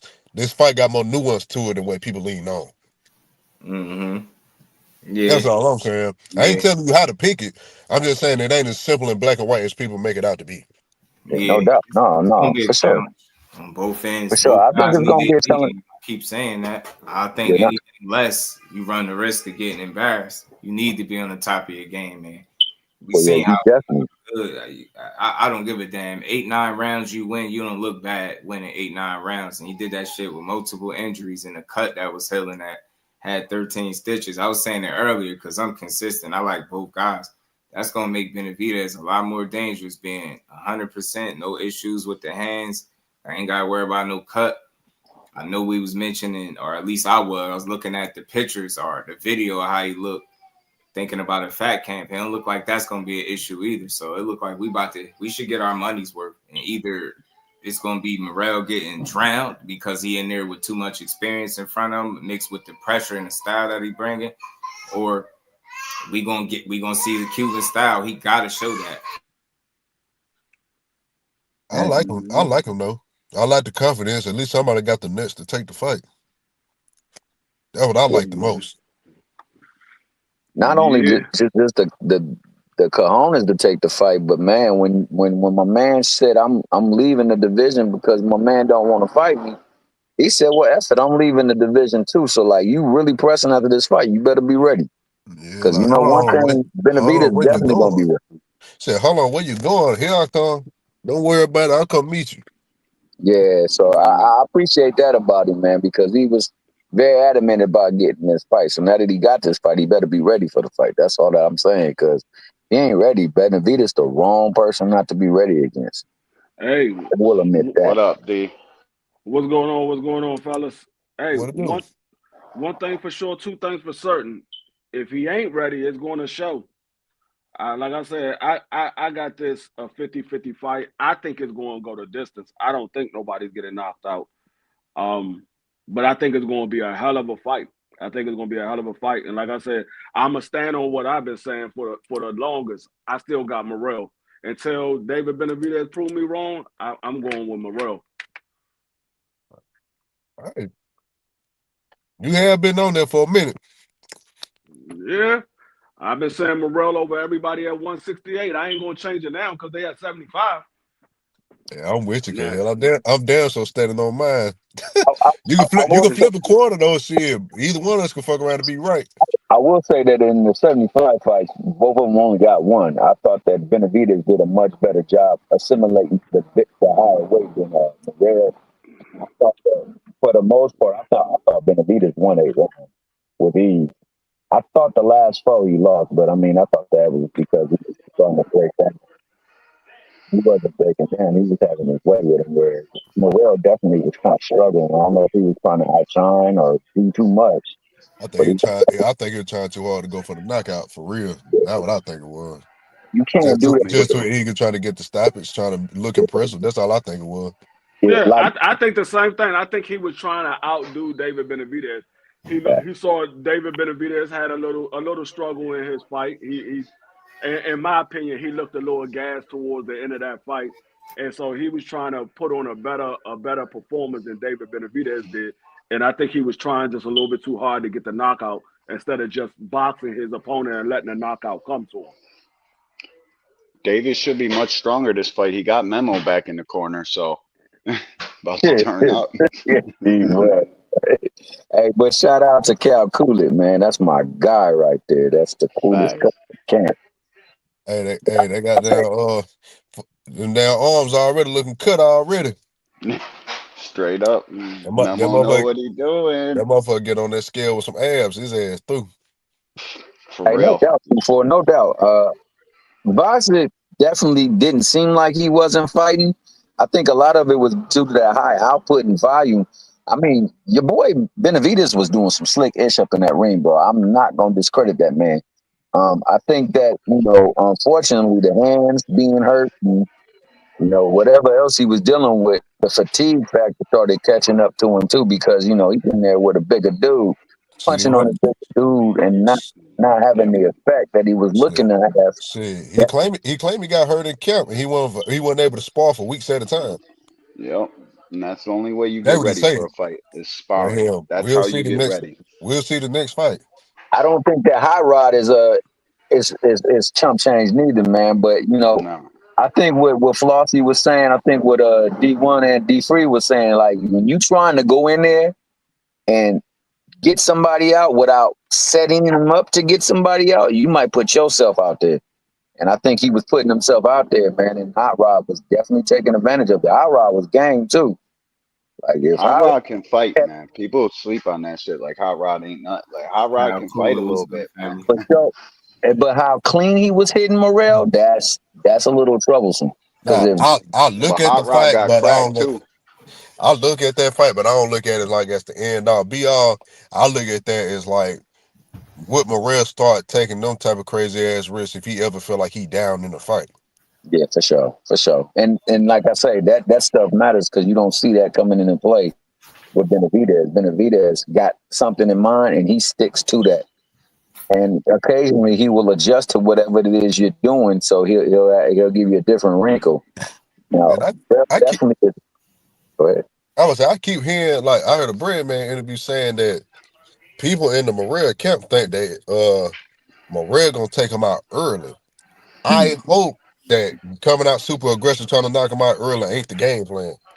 Yeah, I hope that's not the game plan either. I hope it expose how much they know about boxing when they keep typing. Talking about somebody exposed. What are you talking about, dude, in the chat? Job, Cuban, whatever the hell his name is. You expose yourself, my boy. You're relatively on the same level. It ain't no exposing. That's for starters. And you can't expose somebody only winning about 3 to 4 rounds at most. Like, there's no exposing at all. Yeah, like, what? That was a real fighter he fought. There's no exposing. Had he lost to that dude, he wouldn't have got exposed. That's a guy that's a worthy challenger, man. The only loss was got stopped. Better Steve is the only guy. What? See, if I wanted to be toxic, right? I'm just walk with me. This ain't my real feelings, but I'm gonna be toxic by using their logic. Let's get it. Hot Rod and Gosnick both fought better be. Gosnick got stopped late. Hot Rod got stopped in 5. Both Benavidez and Morrell both went the distance. So which one is worse? If you want to be toxic, me being a logical boxing fan, I don't take none of that shit into account because triangle theories don't work in boxing. They do not. Never have, never will. You ain't educated with the guy he should fought if you think he ain't quality. Like that's just crazy. That's what's wrong with boxing too, yo. Like that dude really he really give a lot of guys a good fight, possibly beat him. And you exposed with a guy with multiple injuries coming off a cut. Like that's why I played that short interview earlier. I know you probably seen it, Flossie, when he was talking about the injuries, tearing the ligament. Yeah, I seen it. And hitting the pads and it's swelling up in the back and him feeling a little nervous about it, like and still just getting through it. Like that's a real fighter. You don't expose. It's gonna take more than 5 light heavyweight. Top 5 light heavyweight exposes you for you beating him 8 out of the 12 rounds. That's crazy work, bro. And ain't nobody disrespecting boxers by telling the fact. He did get stopped in half the round that Gosnick did. I'm not saying it as a detriment. I'm just saying your logic of, he didn't stop Gosnick. That really don't mean nothing. You ain't gonna stop everybody. That's cool. Let me ask y'all a question. If say Morrell knocks out David Benavidez, do you think he has a good chance of being the author? Or let's say if David Benavidez knocks out Morrell, do you think he has a good chance of being the author? I don't think think I'm fighting picking. Arthur is it's Russian roulette. My man really shooting bullets, bro. Like, you know what I mean? Any man on this planet getting knocked out by that dude. I I'm ain't gonna lie to surprised you. Bebo didn't. I love Benavidez to death, but I don't know if anybody's stopping that motherfucker, man. That's one of those fights. Like, I'll pray for the best, but I have to see it, bro. I have to see You it. really gotta give Bebo his credit, bro, because he went in there and stood with that man. I like he fainted, he waned at the later part of the stages, and a lot of that was because of what was coming his way. But man, I didn't think that was gonna go the distance. I don't think the next one is, but I hear you. You can box, man. A good boxer gives him problems, but he catches you with one of them shots, it changes the entire fight. It don't matter who you are, how much boxing skill you got. You get hit with one of them hammers, shit's gonna change. I truly believe that Bivol fight went the distance because Bivol didn't try to press the action. I think if Bivol tried to press the action in the rematch, I think Bivol might go to sleep. Yeah, me too, bro. What you about to say, Klaus? That boy better be, boy. That shit sound, when you punch somebody, it sound like he came out of cannon. Like, that shit crazy. Like, your best bet is to hope that better be win the rematch and retire or some shit. Like, I don't know. Me seeing him getting splattered it surprised me. I seen him get hurt pretty good in fight. I seen him get dropped multiple times. Shit, the right shot or the right pressure. Hell yeah, I think somebody we getting older too. He ain't gonna keep beat definitely up there. At some point, he gonna have to answer to him the same way everybody else is. He's just getting older, and to me, in spots, depending on the kind of fighter, they could highlight and point out little vulnerabilities in this dude. It's not for sure. Right. You know what I mean? 'Cause he's so dangerous. Yeah, he might have some of that Bernard Hopkins and George Foreman up in him, where he just keeps fighting at a high level. That's well, like that's the one thing that I think is Oh, my bad. Go ahead, Just. My bad. No, I was just saying he like the Wolverine for real, man. He's just gonna be a tough fight for anybody, but stylistically, I see Benavidez could be trouble for him. I really feel like that. Benavidez got to push the action to become a problem. He's got to push. He's gonna be like, hey, fire versus fire, but that young dude with the punch placement and the fact that he mixed it up well, top and body, he got a heavy jab of his own, like. He could cause an older guy some issues, man. That'd be an interesting fight. I hope it's I can see it, but the only thing that made my heart hurt thinking about it is, damn, if he land one of them bitches clean, bye birdie. You know what? Beevil showed me stuff, bro. Remember, think about it. People was thinking Beevil was gonna get stopped late. He ain't come close to getting stopped. That's because Beevil disengaged, man. Beevil disengaged. The most somebody really putting it on the older guy, Benavidez could really push your gas tank, man, and really see what you got. I think it's double-edged sword, bro. You push his gas tank and he pushes buttons and knocks you out because you're opening up too much, and that's I think Benavidez has got a better shot than Morrell, though. Because I think Benavidez is a way better body puncher, and you're gonna have to go to the body. You definitely gonna have to go to the body. Yeah, right. To be honest with you, I really don't know. I don't see neither one of them beating them. I don't know who has a better shot because it all matters what happens that night of the fight. Because we could say David Benavidez got a better shot because of his punch output. He's a better body puncher, but it might not play in effect that night. His game plan might be off that night. And it could be the same thing for Morrell. So I really don't know, because when you get to that level of opponents, everything has to be on point on that fight night. You can't go in there half-stepping with none of those opponents when you're on that top level. You can't half-step with none of those guys on fight night. Right, I agree. I think this fight will give me a better indication about how I will feel about that. I say not just the body punching, but David Benavidez is also a more consistent counter puncher than David Morrell is. He's a far more consistent counter puncher. He's always looking to fill vacancies with punches, and that's one of the ways in which you would have to beat a guy like Better Beterbiev, however you want to say. I call him the substance personally. But that would be the way to deal with him. If you look at the time where he's gotten in trouble, where he's gotten hurt, it was when a guy punched with him, like Callum Johnson. Callum Johnson hooked with him at the same time, and his hook got there first. So you would have to be willing to take that type of shot or be willing to counter him. And I feel like that's the reason why Bivol ultimately didn't get the decision in that fight, and ultimately why he didn't get stopped. Because there was a moment in that fight that was just so glaring. Go back and watch that 7th round around the 1-7, the 1 minute mark. And Bivol tried to let off a little 5-punch combination, but Turviev hit him one time, shut his whole offense down. He ain't throw another punch for the rest of the round. Facts, bro. He just got the fuck up out of there. Right. That's the reason why I said that's the reason why it went the distance. Because when Bivol felt that power, he was like, "Nah, you're not gonna knock me out." Which is the smart thing to do. Yeah, it was. It is. Shit, you see what he did to Callum Johnson? Not Callum Johnson. Well, Callum Johnson, but also like Callum Smith in the previous fight. Callum Smith tried to open up along the ropes, got quit with a shot on the chin, and that was it. I mean, he gave Callum all of them. Because if you want to be a warrior, sometimes warriors get put to sleep. Hey man, we definitely know that to be true. This is the thing that I think about Better Beef that goes unnoticed, man, is how sound he is technically and fundamentally as a boxer, bro. Everybody think about that power, but they really don't see the nuances that is in his game, man, and how he sets and brings his power closer to the target. Yeah, he wasn't on a damn Olympic team for nothing. That's a fact. And that team is hard to make. He be doing some sneaky, crafty stuff in there with his feet, too. I think he got underrated feet. Yo. Like that one sequence, I'm going to send it to y'all, but, yo, I watched that shit so many times where he went southpaw. He threw a damn 2-1, ducked underneath the counter shot, then pivoted out, smooth back to orthodox. I was like, what the hell? I didn't even know bro could move like that. In the Callum Johnson fight, too. That same fight where he got dropped.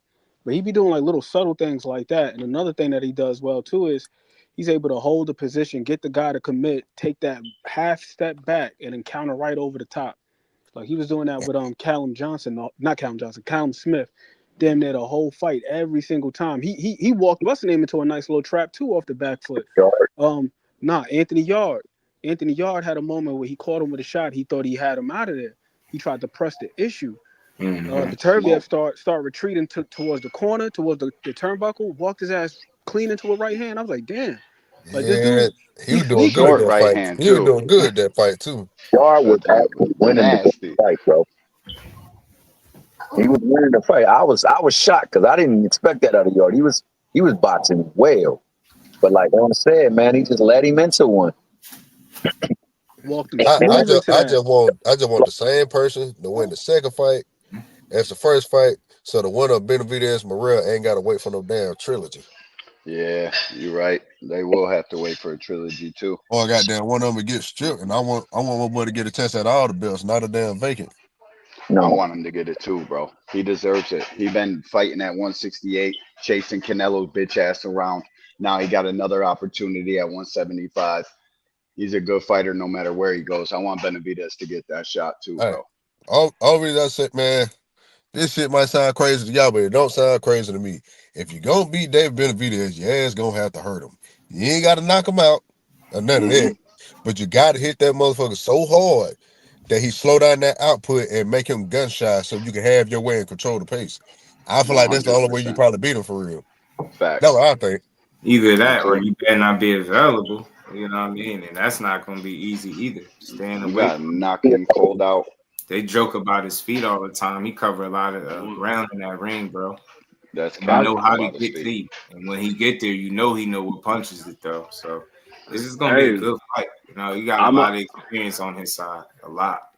I'm going to say this right now. One thing for sure, two things for certain. If either one of these guys knock out the other guy, they can go ahead and toss that Canelo fight out the window. He ain't fighting either one of them.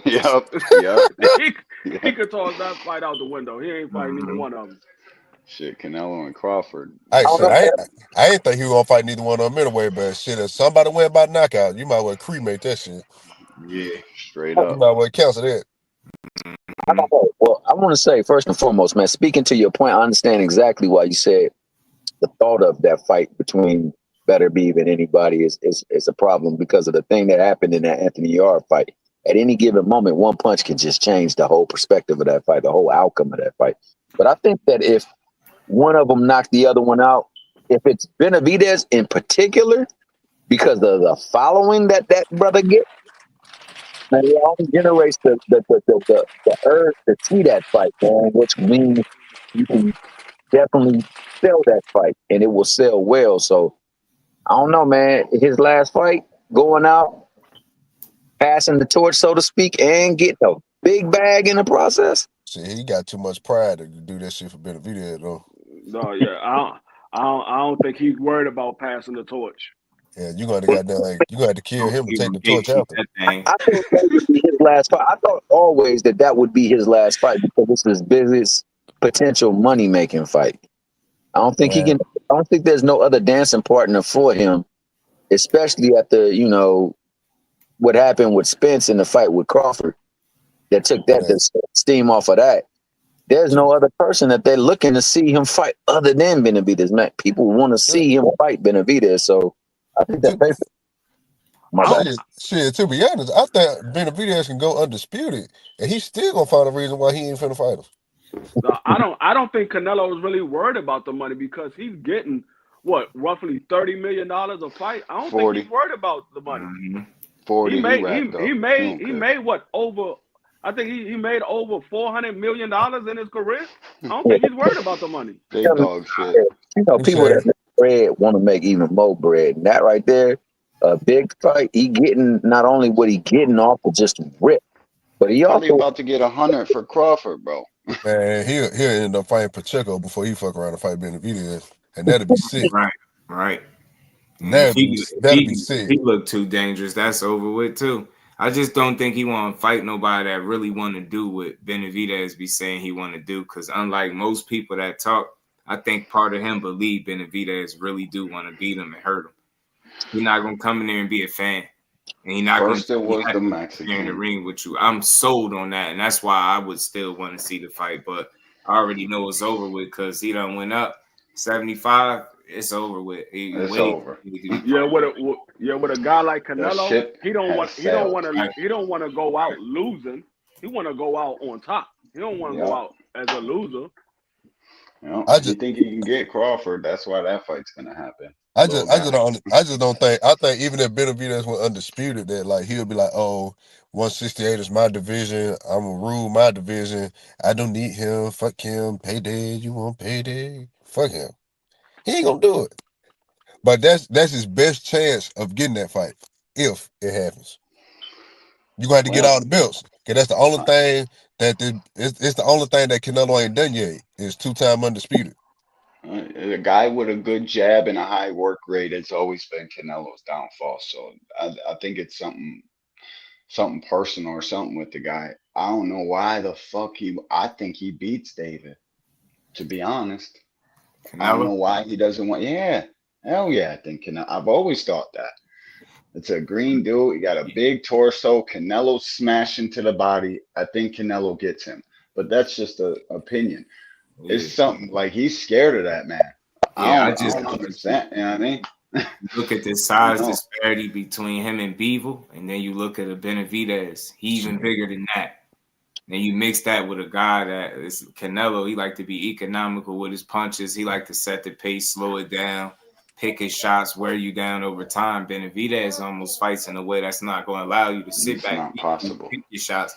Like, I don't think he want to fight somebody that's really getting up for that fight and going to really be a true threat to you. Power. He got enough experience now where the fact that you got about 70 fights is really not going to matter the same way it would against everybody else, because I think it'd be a style thing. And I don't see him knocking out Benavidez. He ain't been knocking out these guys. That dude is big, man. I think the size is really the size and the fact that that's somebody that really want to beat him. I don't think he's scared of him, but he don't want to lose to him. Well, I don't think it's the size. Berlanga was 206. That shit is bad. Big as shit. He ain't give us that fight. Damn, Miller. I know. It's just that one. I won't say nothing for the rest of you. Just that one, bro. I won't say nothing else. I'll sit back and shut up. If you fight him, just fighting one time, I don't buy get all them shits in I won't advance say too. nothing else for the rest of his career. I apologize for everything else I said about your ass. I promise you, man. Because I know he's talented. I know it's not an easy fight for neither guy. Like D1 saying, that experience is a lot to overcome on the night, but I really got faith in his style and what Canelo is at this point. Very economical. Like, you still a sharp puncher. I just don't see you knocking a young man out. And I see him really trying to bring a fight to you. And I think it'd be like a Beeble, but just with more aggression and not the same rhythm, of course, right? But pressure, activity, good punch placement. He got a heavy jab. Then he can slow and wear Canelo down a bit too, man. I think it'll be a real tough fight physically for him, man. Think about it. Who's able to, just in the eyes of what we think, like who could test him physically right now out of the opponents that he's selecting and fighting? The way you think Benavidez could style, he really forced him to have to fight in a way that he ain't had to. He's in a long have a time, high punch output. I think that'd be the biggest issue for him. And Benavidez have several openings. I know he can get a counter-punch his way out of a guy that's that active, yeah. That's show me. I mean, I could see it happening, but I think Benavidez got a real good shot, and he don't even want to get my opinion. I ain't gonna lie to you, man. For the people that Benavidez walk around at 240, y'all crazy. Crazy as shit. If you think that man is cutting down to 60 to 70 pounds in one training camp, you're crazy. Me and David probably right around the same height. I weigh 185, out of shape, fucking max weight. Like, he's probably a little bit taller. There ain't no way he weighs 220 pounds. I saw David Benavidez in person, and he wasn't in training camp. He looked at the biggest. He looked like he's somewhere around 185, 190. I seen him in person. He's somewhere around 185, 190. And like I said, he wasn't in training camp. He wasn't getting ready for a fight or nothing like that. As a matter of fact, they didn't call his fight till I think like about 3 or 4 months later after I had seen him. So he wasn't. He don't look that big in person. So I don't know where people be getting these 200 pounds and all this stuff. They be just exaggerating. That's that Canelo exaggeration, though. Canelo said he's he said he only rehydrated the 180 or like 189 his last fight after the weigh-in. Yeah.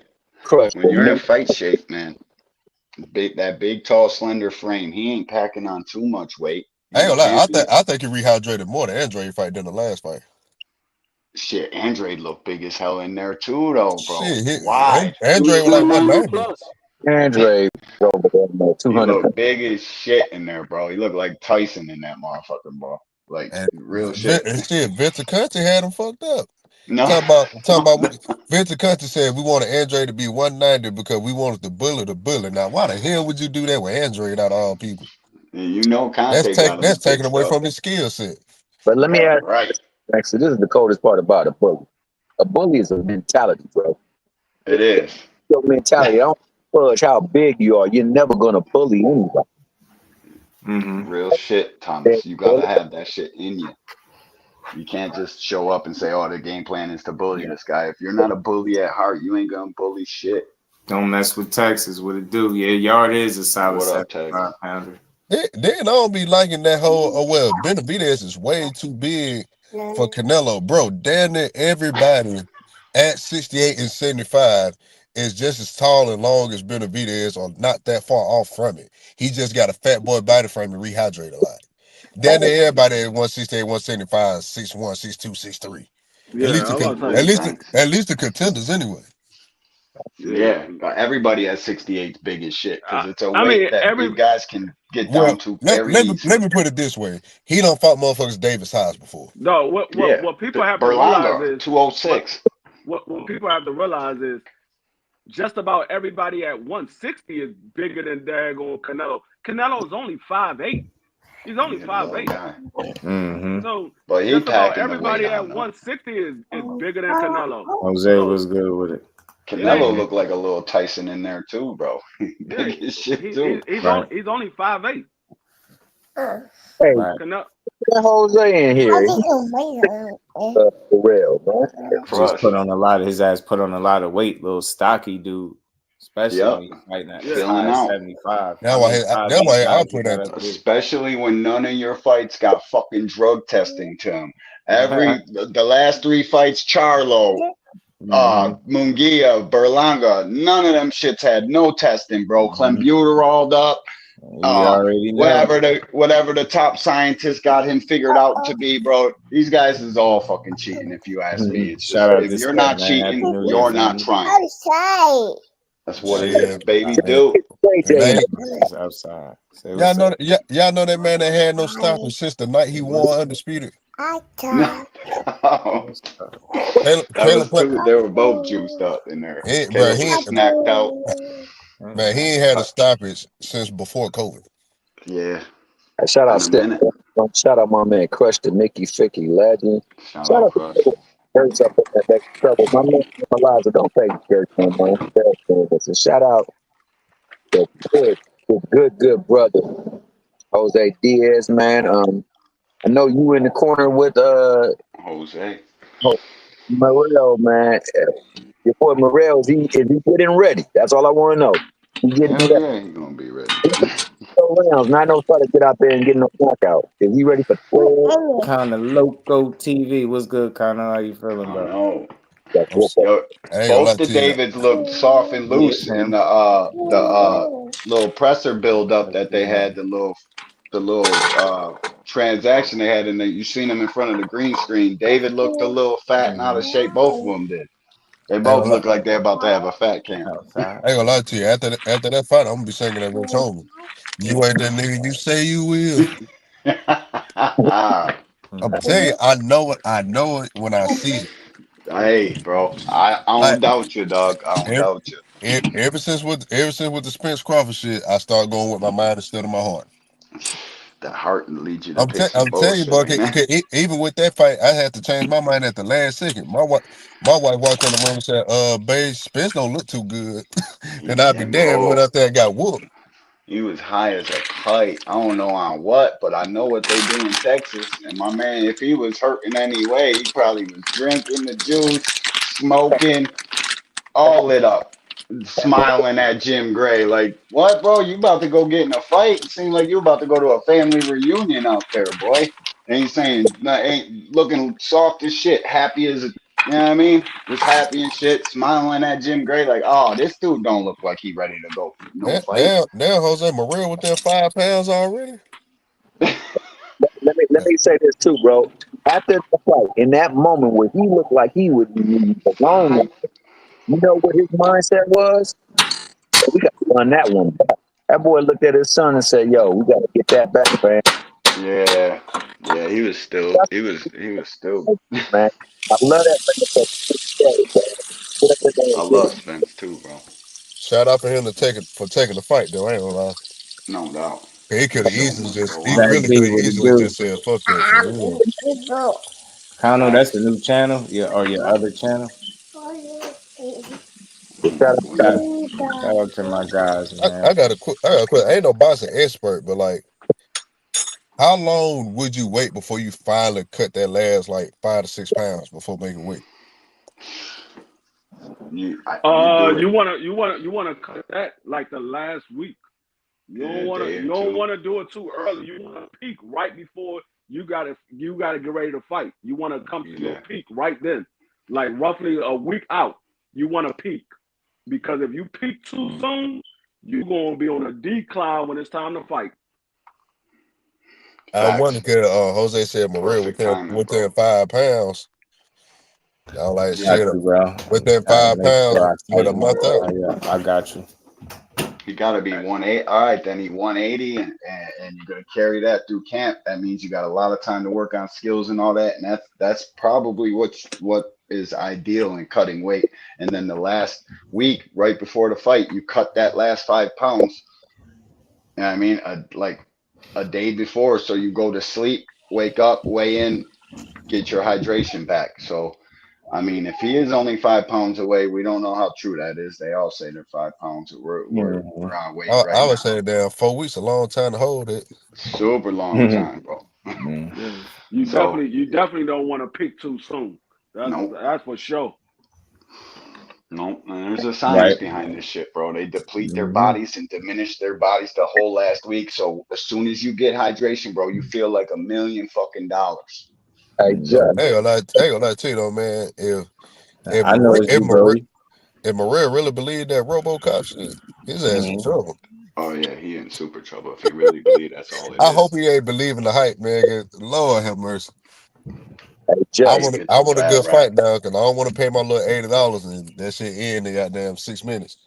Shit, I'm gonna buy it twice, one for each guy. One for each, bro. I want these boys to get paid. Better support this fight, you punk ass boxing fans. Be on weight. Benavidez is in trouble. That's some camera time, baby boy. You're gonna see, it should be a great one, man. Should be fun to watch. Should be a super good one. I done been through this shit with 2 other fan bases. I guess it's the Morrell's time. They got to figure out the same shit I already know. And I know one thing with these accusations flying around left and right, he damn sure it's like it's interesting. It put them in a weird space where if you look a certain way, they might speculate, and if you don't, they might speculate. It's like, damn if you do, damn if you don't. Yeah, I ain't gonna lie to you. Part of me think that shit just mind game. Hey, oh yeah. If you ain't doing nothing, damn what they think. I ain't doing nothing. I didn't pop dirty. You can test me as much as you want until I pop dirty. Y'all just out here speculating. I don't understand. Yeah, me personally, I wouldn't pay no attention to it. If you know you ain't doing nothing wrong, there's no need to pay attention to it. It's pointless because you sitting there worried about something you know you ain't doing. That's just stupid. Yup, that's a fact. You ain't got nothing to hide, nothing to worry about. They just talking. It don't matter if they tested before, cause shit, they testing this time. Shit. After David Benavidez got up and said all that shit about VADA and this and that, I would imagine they're testing. Shit, that boy David said he had to call Haney and lose the key. Said, if y'all ain't VADA testing this shit off. Yeah, bro, for real, cause anybody that watches this game as closely as I do, like I go back, I study both guys for no matter what the big fight is. I study both fighters, and I noticed Dave Morrell, bro. Some fights he covered in acne, some fights he not, and that shit is a telltale sign of it, bro. You get that back acne when you ain't really got acne on your face and shit. Although I did see Morrell he deal with a little bit of acne on his face, so. It could just be real acne, and I'm just over here bullshit. What? Sebo, whatever your name is. I just want to personally tell you, bless your heart. If you think this is gonna be like Ali versus Foreman, Jesus. Damn. Ali versus Foreman? Ali versus Foreman? Oh, Lord. Hey, I hope it is. I hope it is Ali versus Foreman. That was a hell of a fight. That was a hell of a fight, but I don't see the style contrast between the 2 fights. I guess he's trying to say Morrell is the boxer and David Benavidez is like Foreman. He come forward. I guess that's what he's trying to say. I put this on my life. And Morrell getting in that corner and try to rope a dope, his ass gonna hit the rope of flow. Yeah, no doubt. No doubt. These 4 fighters ain't nowhere near the same, like nowhere near. Not even those similarities. Like I don't even get where the comparison come from. Nah, me neither, bro. Some people just say crazy shit. I wouldn't even know what I would compare it to, but it ain't that one. I just watched that fight like 3-4 days ago, actually. That shit was different. This is more like damn, you can't even really can't put nobody in this category. But I would say if I had to say who these 2 fighters are similar to, damn. I can't really put a finger on it. Me neither. Get that what? It ain't Foreman. It ain't fucking Foreman Ali though. I promise that. No, it ain't that. I get that what make the sport unique though. It is, man. Crazy. I'm trying to think. I'm trying to think who fight a similar style to these 2 guys from back in the days. I don't know if I ever seen like one specific fighter like Benavidez necessarily. Not saying that he all-time great already, but like as far as like his specific style, I don't think I've seen it for somebody his size necessarily. Yeah, he got an interesting style. Very bro. effective. He got an I never interesting seen nobody. mentality too. The only person I seen, close to David Benavidez style, and it's not even on the same level, but the only one I've seen close to David Benavidez style is Williams Zepeda. And he's not even like David Benavidez, but that's the only one I've seen close. He throw a lot of punches, and without the sophistication. Without the sophistication, because I think Yeah, that's the thing that separates David Benavidez from the average counterpuncher. Like, yo, if you go watch and you see the way that he not only places his punches, but his control game when he's throwing the punches. He's not just wide open when he's throwing punches with both hands. Something is controlling something. He's placing a shot behind it. You know what I mean? Like, the guy he's just ill in that regard. Yeah, that's why I said. That's why I said Williams Zepeda is the only person I see that's close, but he's not even like David Benavidez. But he's the only person I see is close. I would say David got a college degree and goddamn Zepeda got a GED. LaMarcus is close. I wanted to ask y'all while we talking about this fight, right, between the David and David, which we expect gonna be a banger, man. Could be fight of the year. That's what I'm hoping for, right? I think about the battle of coaches. Ronnie Shields and Jose Benavidez team. I got Ronnie. If we're going, I like Ronnie a lot as a coach. I ain't gonna lie, I do. I do like Ronnie a lot, bro. I don't know how good. I think David Benavidez is like his own. He don't got a great boxing coach. I think the kid's mentality and the way he wants to fight makes him the fighter he is. He can go to any boxing coach and he would still be the same thing. He just need to fine tuning in some of the game, right, to just help you subtly improve along the way. But yeah, stylistically, temperament, I get what you're saying. I feel like because he's a coachable guy at the end of the day. You seen people talking about his feet, what you seen him going in there working on. Like he acknowledged the things that people say he can't do and he go work on them. You gotta like a fighter like that. He constantly always trying to improve. He willing to work with other mentality, people. Bro. Hey, goddamn, Malaz or whatever your name is, you a trip. Off the ropes was good with it, fam. If you think we don't watch fights, I don't know. Crazy, man. I just told you I just watched that fight 3-4 days ago. I probably watch more boxing than you piss. Right. You got some junkies up on this panel. When I say junkies, I mean boxing junkies, man. You got the Foreman. I don't watch football, basketball, none of that shit. I watch fist flying, and that's it, my boy. I'm a film connoisseur, and I probably don't even watch as much tape as everybody up here. And I know I watch a lot. The only thing I can say Foreman has similar to David Benavidez is power, and Foreman is a much powerful puncher than David Benavidez. Yeah, no, we can't put Foreman. I wouldn't say the only thing he's free control.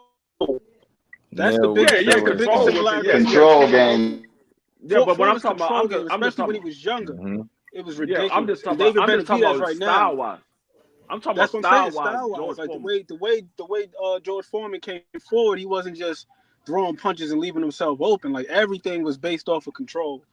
Like especially when he was younger. But if you look at the younger George Foreman versus David Benavidez, you would not think that they fight alike. Not at all.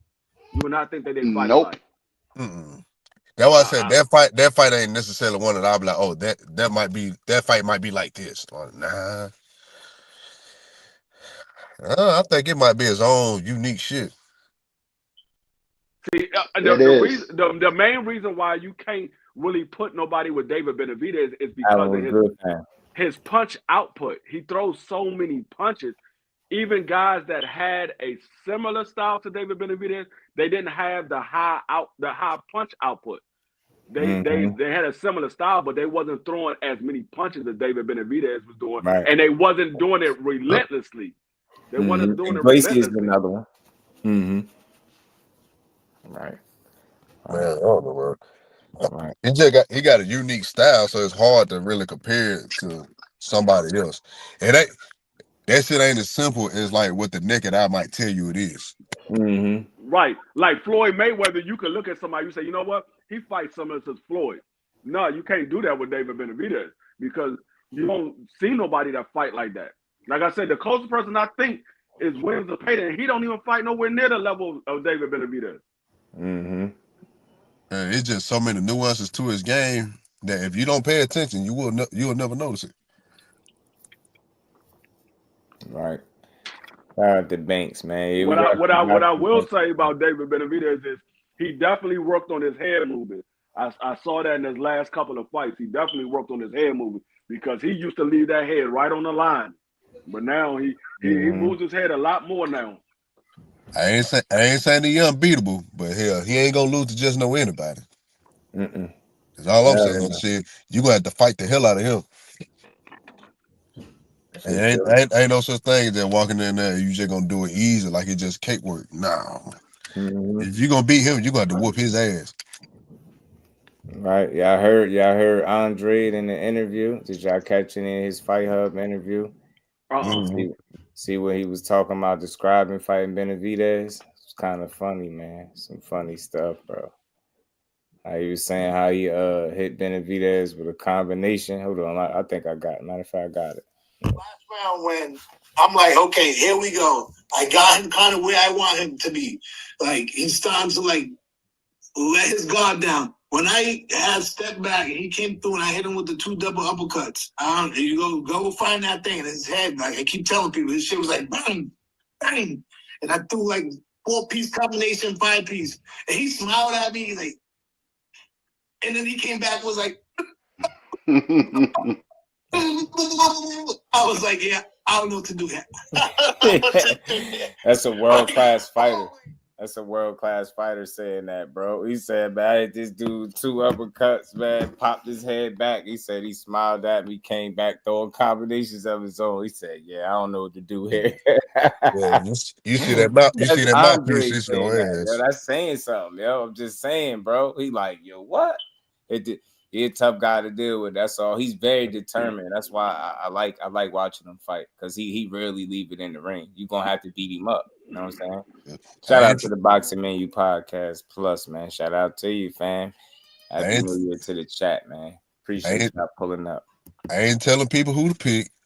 All I'm saying is before you start saying crazy shit, actually do your research and actually watch the fights without already have your mind made up. Just watch it with a blank mind. And every time you watch a fight, you come out of watching another fight. You come out watching a fight, learning something new that you didn't see the last time. That's why I watch so many fights over and over again. I don't watch all of Morrell fights at least 5 to 6 times a piece. Me too, dog. And make sure you turn the volume off. Turn the volume off. Stop listening to the commentators because they're going to persuade you to lead one way or another. Right. I love Andre honesty, bro. Love it. Sometimes I just got down, throw my little headphones on with my little music playlist, turn the fight on, and watch that shit all night till I pass out. I watch it for real, like all the time, especially if it's somebody that's probably gonna fight one of my favorite fighters. I'm already studying you. I've been watching Morrell for the last 5 years, and I'm locking in on it now. That's why when I say, I'm not crazy. Like if I felt like he had a really, really, really high chance of losing this fight, I was like, damn, bro, I ain't gonna lie to you, bro. I'm a little nervous. I would have told you. Yep. It'll be interesting, man. David Benavidez is a different type of animal, but you definitely gonna have to pack a lunch and a late snack and probably an overnight bag in order to beat David Benavidez because it's not gonna be an easy walk in the park. Shit, might need a cigarette. Right, for sure. Yeah, you never know. You might need a doctor and a nurse because you might be the one getting up. So it ain't gonna be no easy walk in the park. I don't care who you is. It ain't gonna be no easy walk in the park. The only way I can see David Benavidez getting knocked out easy is if he move his ass to heavyweight like he said he wants to. That's the only way I can see him getting knocked out easy. Shit, I hope not. I hope if he do it one day, I hope it's like one of the Roy Jones situations. Go out there, get you one of them easy ones and come back down. Shit, that's the only way I can see him getting knocked out. Find himself a little John Ruiz type situation. He the one person that I would encourage that shit. If you want to be a 3 division champ, just do that bridgeweight shit. Leave heavyweight alone. Real, them nigga punching up there, boy. telling you. That's how you know Usyk really special, man. That's just a crazy weight jump. And Fury and AJ a puncher. He just the way he beat those dudes, man. That's a special talent right there, man. Yeah, that's just that's too crazy of a weight jump from going from 68 to 75 to 200 to goddamn heavyweight. And then the thing is, fighting with that added weight and having to do it at the elite level. See, somebody that was fighting at cruiserweight can go to heavyweight because you was already fighting at 200 pounds. But you got a guy that fought at 160, then 168, and then he had a couple of fights at 75, and you think he gonna jump right up to heavyweight and walk through that division? Nah, it ain't gonna happen. Only somebody that's gonna do that is gonna be a special individual. That's the only person that's gonna do that. I ain't saying my boy ain't special, but goddamn, that's a jump, boy. Ooh, that's a jump there. Hell yeah, it is. And you already a volume puncher. It ain't like you having just one punch knockout power already. Right. Going up there with them big boys, okay. Right. He better go in there. He better go in there and get in there with Big Baby Anderson. That's what he's gonna do. Is get in there with Big Baby Anderson. He almost got down Richard Torres or something. I don't know. One of them undersized dudes or something. Man. Richard Torres. Oh goodness, man! Don't say that guy name. Some people think Richard Torres is 3 chicken wings with salt, pepper, and hot sauce and a bag of chips. You say Richard Torres too many times, BBO might pop up. That's what I'm saying. D3 already knew what I was talking about, man. I ain't gonna lie to you, Jay Walk. I love to see a Bo versus Holyfield fight. The one that Bo won. I just think for us to get that might be closer to the matchup that we might see. That might be closer to the matchup we might see. I love Riddick Bowe. Yeah, that that's my guy. To what we're going to see. Riddick Bowe, Riddick Bowe is he's one of my top heavyweights of all time, man. I was a big Riddick Bowe fan, man. You know, he didn't fight Lennox, but I still like him. Now that one I can kind of agree with. I think that it might be more like that. But to say Ali versus Foreman, nah. But Riddick Bowe versus Holyfield, it might be closer to that. I can see that. I can see that type of fight. It's closer than damn Ali Foreman. Yeah, it's definitely closer than Ali Foreman. I can see it more. Somebody had too many sips when he said that. Yeah, that was in that bitch slugging too. And I still try to come up with a fight that it'd be similar to. I really can't come up with one, man. Right. This might be a 1-1 in my opinion. That's why I haven't really said too much. But D3, I can see what you're saying, but I'm still like, this might be one of those 1-1s, and hopefully it is. I'm expecting a great fight. You know, they're gonna go in there and handle their business. I think we're gonna get our money's worth. But two things is a question for me. Actually, well, we know he didn't look too good as depending on how good this fight is, I might want to see a rematch.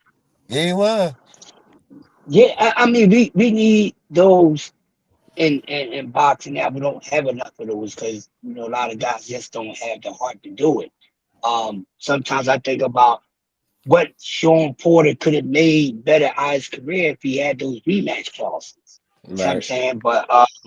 But in this fight with Morrell and Benavidez, my question is, like, people expect the Morrell to go in here and pull an upset. They always possible, but then you gotta look at the other things that's more of a reality. It's the skill set and style, who's gonna execute what. And as rare as Benavidez, he's a very rare specimen. Y'all never know.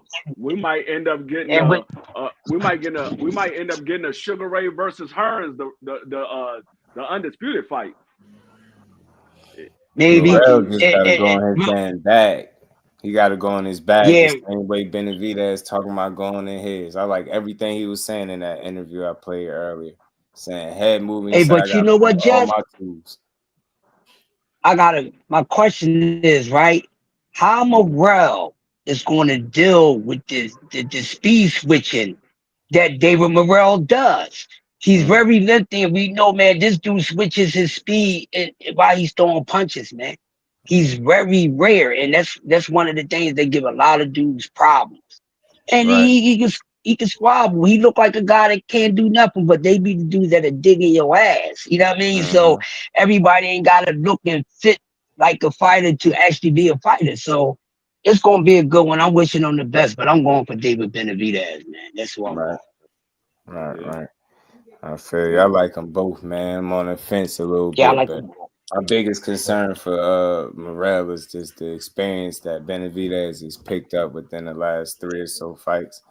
Valuable, priceless experience, man. I think that's just putting him in a situation where he's getting better. So it's going to be interesting to see. I need to see, like Dub, we was talking about it earlier. He need to be a Cuban fighter that night. We need to know that. Like that needs to be displayed inside the ring to give him his best shot. I think fighting with any kind of like bravado and you fighting like you got to prove it instead of, executing a game plan, being smart. I think you're going, you might run into some shit, man. Shit. Got enough rematches and trilogies for sure. Big Dre. Shit. What's going on, Big Dre? All happy. Shit, better goddamn establish a jab, counter in between the punches if you can, and goddamn move around. Don't stay still for too long, but don't move too much. You know it. He got to be on the angles of Morrell if he's going to have any success. And for anybody that's picking Morrell, hopefully this is one of the things that you see it. Because that's the key to victory to him. Because a lot of guys, they stand right in front of Dave, man. You can't do that with a guy like that with everything I just explained. You're going to have success if you always on an angle and you moving and you punching on angles. That's how you're going to get to him. That's why people don't gamble going to his body, because they squaring right up in front of him. But a guy like that, then he got some speed and he got some power too. Man, you better be on angles, man. Angles, baby. Angles. And then if Morrell can move around and be on the angles. No, not move too much. I never said that, but angles, bro. Moving on angles and punching on angles, not moving too much. If you moving too much, then you ain't on angles. You just moving too much. You all the way out the square now. You see what I'm saying? But that's what his opponent be making mistakes at. Yeah, but he's going, if his success, Flossie, he's going to have to work on angles, but he's going to have to be smart about it too. Don't outgash yourself. But that shows where a person boxing IQ is too. And I don't think Morrell IQ is that much better than David Benavidez, if it is. And I would have to get at the Benavidez, so he got a lot of veteran side going with him. Go ahead, with a guy like David Benavidez, who throws a lot of shots, you gotta be willing to punch in between his shots and dip off in angles, dip off to the left, dip off to the right. You don't want to drop straight back. And when he's not throwing shots, because he doesn't throw shots nonstop. He throws a lot of shots when he gets started. He throws a lot of shots. But when he's not throwing shots, you got to throw shots and get out of range. And being though they're roughly the same size, you got to, when you're out of range, he's out of range. So you got to be able to get in range, land your shots, and get all the way out of range. Don't just stand right there and be in range where he can land a shot, and don't pull straight back, because with somebody like him, you pull straight back and he's already long and rangy. You pull straight back, you just giving him an opening to land a clean shot, because he's going to throw more than one. He's going to throw more than one. Yeah, but that's always the tough task, though, is just trying to get out of range, because by the time you recoiling, he's already firing a shot.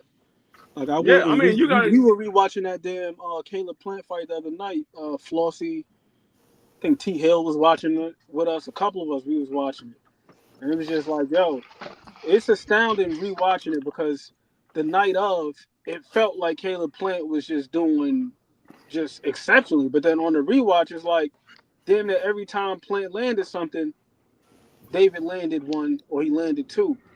Yep.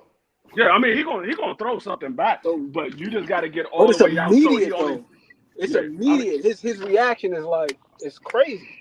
Yeah, no, I'm just saying. If he's gonna throw a shot back, you want it to be one shot or maybe two shots. You don't want it to be 4 and 5 shots, because those 4 and 5 shots becomes an onslaught. And you don't want that. You want it to be one shot, maybe two shot, but you want to get all the way out where he has to reset and come back and try to get it started again. You don't want to be taking 4 or 5 shots because you standing in there trying to go to his body. Nah, you don't want to do that. Not with somebody like him. You don't want to do that. I agree with you in theory. But the only thing with David Benavidez, my God, Flossie said it perfectly earlier. It's the nuance. You got to look at when he's letting his hands go. He don't just be letting his hands go from mid-range if he's not sure that he's going to hit the target. It's like he's very it's weird to say because he's not conservative, but I do feel like he is economical. He throws a lot of shots, but he don't waste nothing though. He's not just throwing just to be throwing. Like there's this one combination in the Vazek fight where they had the replay. If you watch it, just the way he was transitioning from control and throwing shots, he threw the damn right hand, paled what's his name's right hand down, put the left hand behind it, transitioned the left hand to control, put another right hand in there. You know what I mean? Like he's not just throwing. No, he's not just throwing. That's true. He's throwing to set up another shot. He's throwing so you be worried about one shot when he's really coming with the second or the third shot. That's what he's really coming with. So yeah, he's not throwing just to throw. It's educated punches that he's throwing. It's a lot of them. You don't know which one is going to be the power punch. High speed contact chest. Yeah, he's one of the very few guys that don't waste punches. He don't waste punches, man. I know one thing. Go ahead, I know one thing. Some people ain't asking, and it's gonna. Oh no, it ain't gonna sound crazy, but I'm gonna say it anyway. Due to the level of competition that Morrell was fighting, how do we know necessarily like that power is like really what we think it is when we look at it? We don't. We do not know. We don't. He got in there with hot rods. He didn't have as much power. So I ain't saying it ain't. I'm just saying I'm curious to find out. Me too. Very. Yeah, curious. I mean, you never know what somebody like Hot Rod. He didn't. I think didn't he fight Arthur too? Yeah, he got stopped in fight. So we saying okay, he got knocked out by Arthur, but that doesn't mean that Morrell don't punch hard. It just means he doesn't punch as hard as Arthur, or he didn't land the shot on the spot that Arthur landed it on. So it just means that one person was able to get to him better than the other person was. So he probably still punches hard as we expect him to. It didn't land that night that he was trying to land it. So I'm not gonna say that he doesn't punch hard because somebody else was able to knock him out and he won. That might be in the building. That might be the first thing I look for in that fight, man. As soon as I see a damn clean shot from a real land, I'm looking to see if that boy smiling showing that mouthpiece or not. That'll tell me everything. Benavidez is crazy though, so you're gonna have to land a double heart shot to get a reaction out of him. He'd laugh at you. He get the laugh and the smile and the shit. Andre said he hit him 2 uppies and got smiled at, and then got drilled with a combination. Bro, be on it. You really gotta beat him up, yo. You gotta beat him up. I believe that. Yeah. There's another one like Tank. You're gonna have to put him down, sleep flat out, or beat his fucking ass. That's the only 2 ways you're gonna beat that dude. He's another one just like Tank. Even with what Andre said, I never looked at Andre as a big puncher like that neither. So yeah, he smiled at Andre like, okay, yeah, you caught me with 2 clean shots. That was the goal. Now I'm about to throw something back at you. So I mean, ain't got no pillow fist. No, he's not pillow fisted. He's just not a real big puncher like that. He's not pillow fisted at all. No, Andre definitely got some sneaky pop though. I think his power is more than decent. I think the thing with him though is just he coasts, because you look at how many fights where he dropped somebody in the first round and he just coasts after that. He dropped him within the first 2 rounds. And then he's just coasting out. He's coasting. Yeah. Yeah, he's not a finisher. Yeah, that definitely got popped. There you go. Yeah, he's not a good finisher. A lot of these guys do shit like that because they're cutting enormous amounts of weight. Yeah, they're out in the media saying that they ain't too much of a weight cut. The weight cut ain't hard. These guys don't want to gas out. So allowing them to coast is probably something to do with how hard he trained. Like he ain't willing to put it all out there to get because what if you don't get him out of here? Right. then you're No, gassed no, out. no. I understand all that. Right. That's what I said. I can't judge based off of what another man did. That's why No, I facts. gotta see them in the ring because that would be the triangle theory. Oh, because this man did it, you should be able to do it. Nah, they two different people. One got better punch placement. One might have better power. There's two different people. Oh, no, So I was I just, can't. I was just saying it for the level of competition, cause like you know how that shit go, like everybody be sparking shit in the beginning, then when that shit get up to like the A level or B level, it's like, all right, is that shit for real, or it Yeah, wasn't because like the people you was fighting for real? Yeah, I It Cause mean, sound like you talking yeah. shit about There like you Jose that. go, Edgar Flossie. Berlanga, man. You talking oh about shit, Edgar? I want to talk about him, but that shoe fit perfect on him. Hey, what level of Yup. competition? Hey, What you level of good with it, bro? competition? Hey, I want to know what level of competition was that daggone French dude fighting that only had 4 knockouts? Hey, What level that, of hey, competition Yeah, was he how fighting? hey, about that? hey, He must have been fighting some chin to all chins, man, because just with 4 knockouts, he coming there and get my man. I made a heck on out, and I keep on saying, man, karma was coming for him and it caught up with him. But hey, man, that was the biggest upset of the year for me, man. I may get knocked out. yeah. I'm When with Yeah, Henry. that I man, felt I that that shit seen, man. too. But like I was Yeah, saying when we watched that fight, I mean when we went back and talked about it, I was like, dog, he was catching Haney with that shot all night. all night. It Yeah, just he was. happened to land on the button at that time because he was Right. catching him with Yeah. that shot all night. Rang the man, doorbell. man, Slept. he Sort of knocked like him out. I was like, man, I know you lying. Shout out that. to That my that was guy, sort of like Happy how New Year, Build. with Marquez and Manny in their last fight. Marquez was catching him with that joint, and then he finally caught him at the right time and put him to sleep. Gave him a sleeping bag, a box of NyQuil, and everything else. And Manny, are Uh, you all right? Are you that okay, man, Eddie? Man, that's serious. I another know reason you Serious. my why guy. I You good truly with it, bro? believe. That's another reason why I truly believe Canelo carried Jaime in that fight. I truly believe he carried him. I like, ain't no way in the Mm-hmm. world this man Canelo couldn't get Jaime out of there. I know he carried that man. You know what He though? spared him.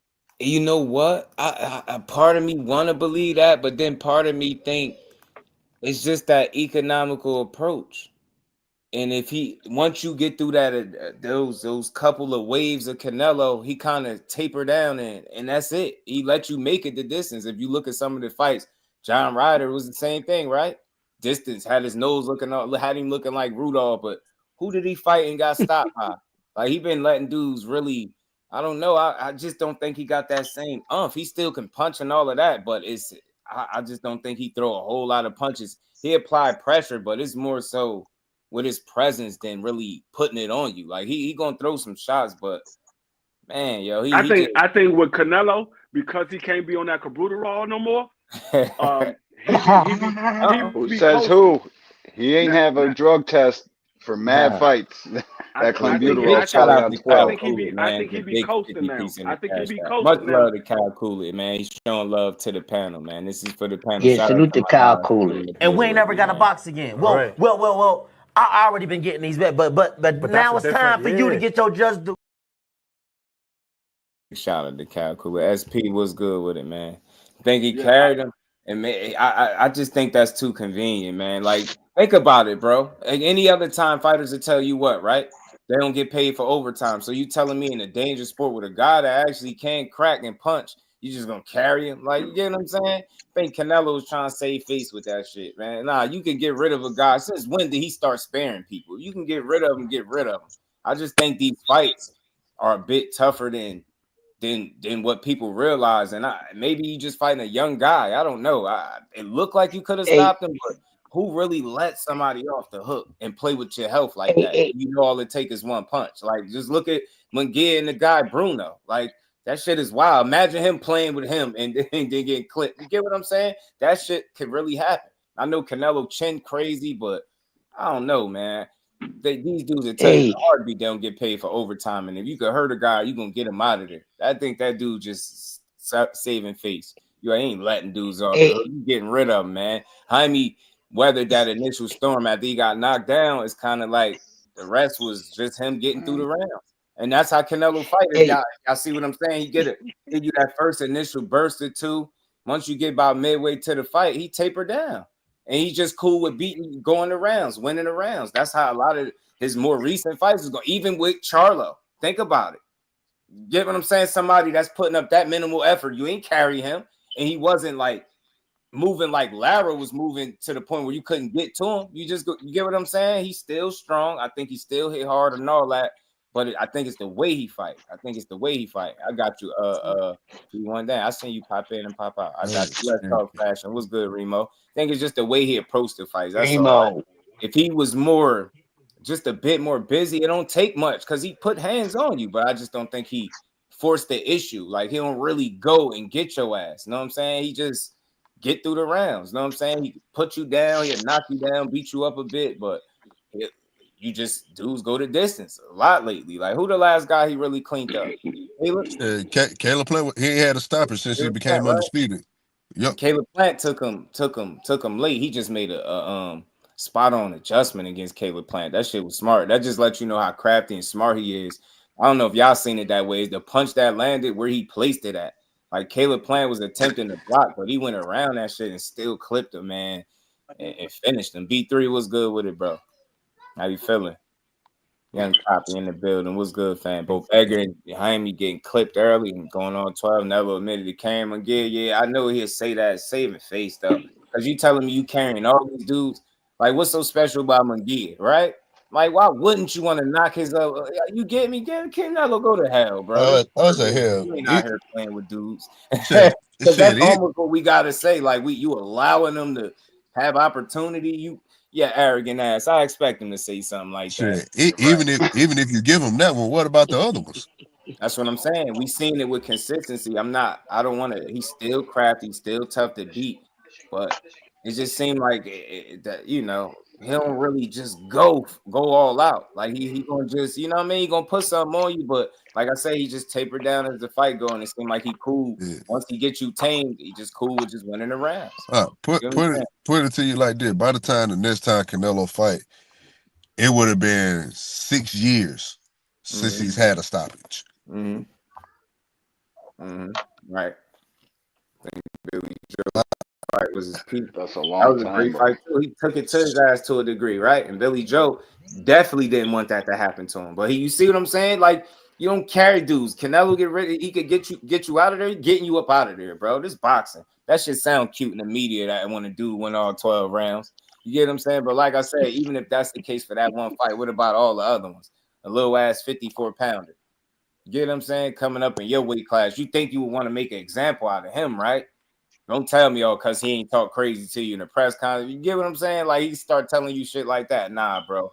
Knock his block off. If I'm a fighter and I can get you out, I'm knocking you out, bro. What are you talking about? I'm knocking you out. Not about to play. Carry. Yeah, he went through the yeah, it shit sound good, bro.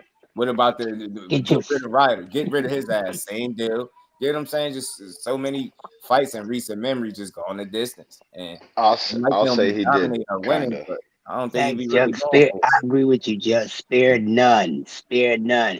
I'm getting you the hell out of there. Me too, but I do think he kind of held Munguia up a little bit, but that's just him. Yeah, I do really think I get it, right? Could he have went a bit harder on him? Yeah, I think so. But in terms of like, this is why you didn't knock him out, because you get what I'm saying? You just playing with the food now. You that good, huh? Like, man, get your ass. Go fight Benavidez since you got the luxury. That sound like a dangerous guy that could get in there with a knockout guy in Munguia and just play with him, right? You know, I'm gonna just let him hang around. Go fight Benavidez since you bad. Yeah, since you that tough. Let's see how tough you He changed his name, Just. He changed his name, bro. Canelo being there. His name is bro. His name is Canelo Love now. He shows compassion for his opponents. Yo, K, don't smoke this, man. Don't be smoking my shit. Oh, my bad. He ain't want to knock this fellow Mexican out, right? And that's after saying he ain't want to fight Mexicans when it came to Benavidez. Then when it came to Jaime Miguel, that was different. Yeah, all right. Yeah. And then he said, David Benavidez got 25 extra pounds, but you fighting Berlanga at fucking 206 pounds in the ring. You just got excuses. Make it make That's sense. it. But that's 25 extra pounds coming with a guy that actually has a skill set that'll be dangerous to the way you fight, and actually mentally he wants to beat your ass. I'm telling y'all, truly as a fight fan, I said this earlier, that's why I wanted to see that. I want to be shown that you could, disarm Benavidez and make him not be himself. That would be impressive. I don't give a damn if it's coming from Canelo or anybody. If you can stop that man from being him, man, you showed me, man, because he's a dangerous young fighter. And he coming to really beat you up. And Canelo ain't no fleet-footed guy. He not about to just get up out of the way, and he still got good upper body movement and head movement, but you ain't ducking no 4, 5, 6 punch combinations over and over, because you best believe he gonna let them shit rip. And your bravado won't allow you to just move. You're gonna have to try to fight this young man. You ain't gonna just keep giving up ground. I don't think so. I just think it's a tough fight stylistically. The best thing Canelo got working for him is all that experience with that damn near, what is it, 70 fights by now? Like that's the best thing he got working for him. He don't got no real physical. So you can't duck no liver shot. Long ass jab, go to the body well just like you. He know how to dig, turn his shots over just like you. He just throw more of them. You get what I'm saying? He applies that physical pressure as well as being in your face. You get what I'm saying? He lets you have it, man. Benavidez want to make sure you hurt when he fighting you. That's why, I got some reservations about this fight coming up. Man. All I'm gonna say is with no hand injuries, they better hope that boy ain't twice as strong.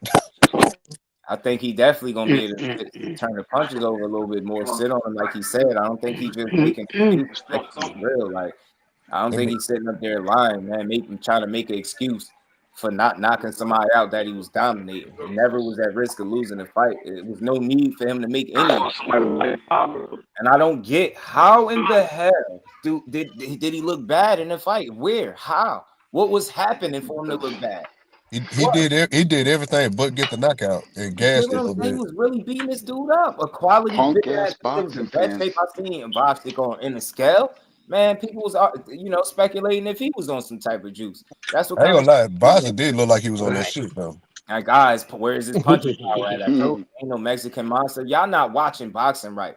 People got poker faces and everything. Yeah, you ain't have them all, eyes rolling in the back of his head, but you're not gonna tell me you didn't hurt that man in that fight at all. They definitely not watching boxing right. Shit, I got a book for some of y'all to read. Shit. None of these fans watch this shit the right way. Shit, Ant put me on to it. It's in a PDF by Jack Dempsey. That shit teach you everything about boxing, how to watch it, what shit is, all that stuff. Yeah, what's it called? Man, I got it in my phone. You can never know enough about boxing. That's how I look at it. I'm still a student. You never know enough. This sport's forever evolving. I'm telling you, know the history, the my fucking man, future. The clip of when he fought Porky Medina, when he hit him with that combination and dropped him by the ringside. My man thought it was edited. He was like, "Yo, this has got to be edited. This real?" I'm like, "Yeah, he did this to somebody in a real fight, bro." The combination was crazy. That's like Street Fighter, Mortal Kombat. I don't know what you want to call it. Dragon Ball Z. Y'all said it's all of that because that's what that shit was. Tekken, all that. For real. These guys, boxing fans, casual boxing fans, need to go watch tons of boxing. They don't. That's how I know they don't watch it for the sport, though. They don't really like boxing. They're not. They're fans of the boxer. You go back and watch fights, man. Some of the best entertainment. Yeah. It's no energy like fight energy. My girl will tell you. I've been watching old fights like this is the first time I seen them.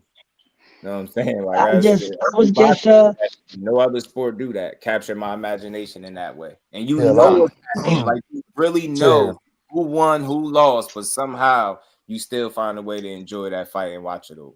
Shit, that's right now, speaking of that, just right now, I always pick certain fighters to watch. So this week I've been watching Donald Curry. Yeah, I've been watching Donald Curry.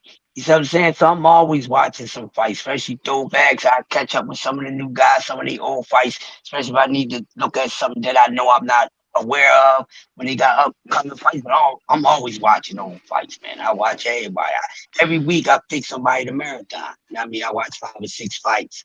So I'm saying, so this week it is Donald Curry, who was I'm gonna watch some Donald Curry too this week because I know you are. Donald Curry.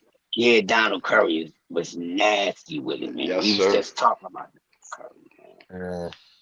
I don't probably watched over Yes. 1,000 Look, damn I fights, got and it, I ain't man. start watching boxing until like 6-7 years ago. Shit, man, it ain't Yeah, I never too remember you late. said that, Father. Ain't never I'm too late, like, man. I'm telling you, I'm serious. Like when I got on it, I got on it. I watched so many fights. Hooked. Yeah, I know what you if I mean. get into something, I gotta watch. I watch it to the point where I know what I'm talking about. Know every Yeah, punch yeah. thrown. I gotta know what I'm talking about if I talk about something. So I got a habit of watching a whole bunch of old fights. Facts. Facts. Me too, bro. I know I watch fights and to the point I know every exchange, every punch that's going to happen, all that shit. I just watch them over and over. I don't know why, what it is, but I just do. I'm trying to get into them black and whites, man. That's Man, I've been there a Boss, you few can throw the times, black and man. whites And on when you tonight, get bro. there, You gonna have when some you black and get whites there, on? bro. Shit, somebody need to send me their number so I can know when they go live or something so I can beat up. Yo. Hey, you know what? Who does it? In the daytime, man. Shout out to my man Cass, Sports Uncle Cass, man. He does his show every day at 2 p.m. man. And he be 2 o'clock. showing black and whites always. Yeah, 2 p.m. He always is. He's called the Box Story. And check him out at 2 p.m. man. Cass He Sports. I was always like got. I watched like I watched like a Henry Armstrong, Joe Louis, Jack Dempsey. Damn, dog. Then got down. Yeah. I caught the Ali son of Winston the first fight, That's a great one. and it's like on the channel where they be using like technology and shit to like colorize the fight. Yep. Yeah. I know exactly what you're talking about. I forget the name of it. I love it. My boy Ant, I love it. right there, Casual Corner. He be doing film studies of all fights from every era. No, I'm about to say Yeah, Ant when McQueen. the next time you go on live, so I can beat up. You know, YouTube don't be sending out the notifications like it's supposed to. Hell, I'll go on.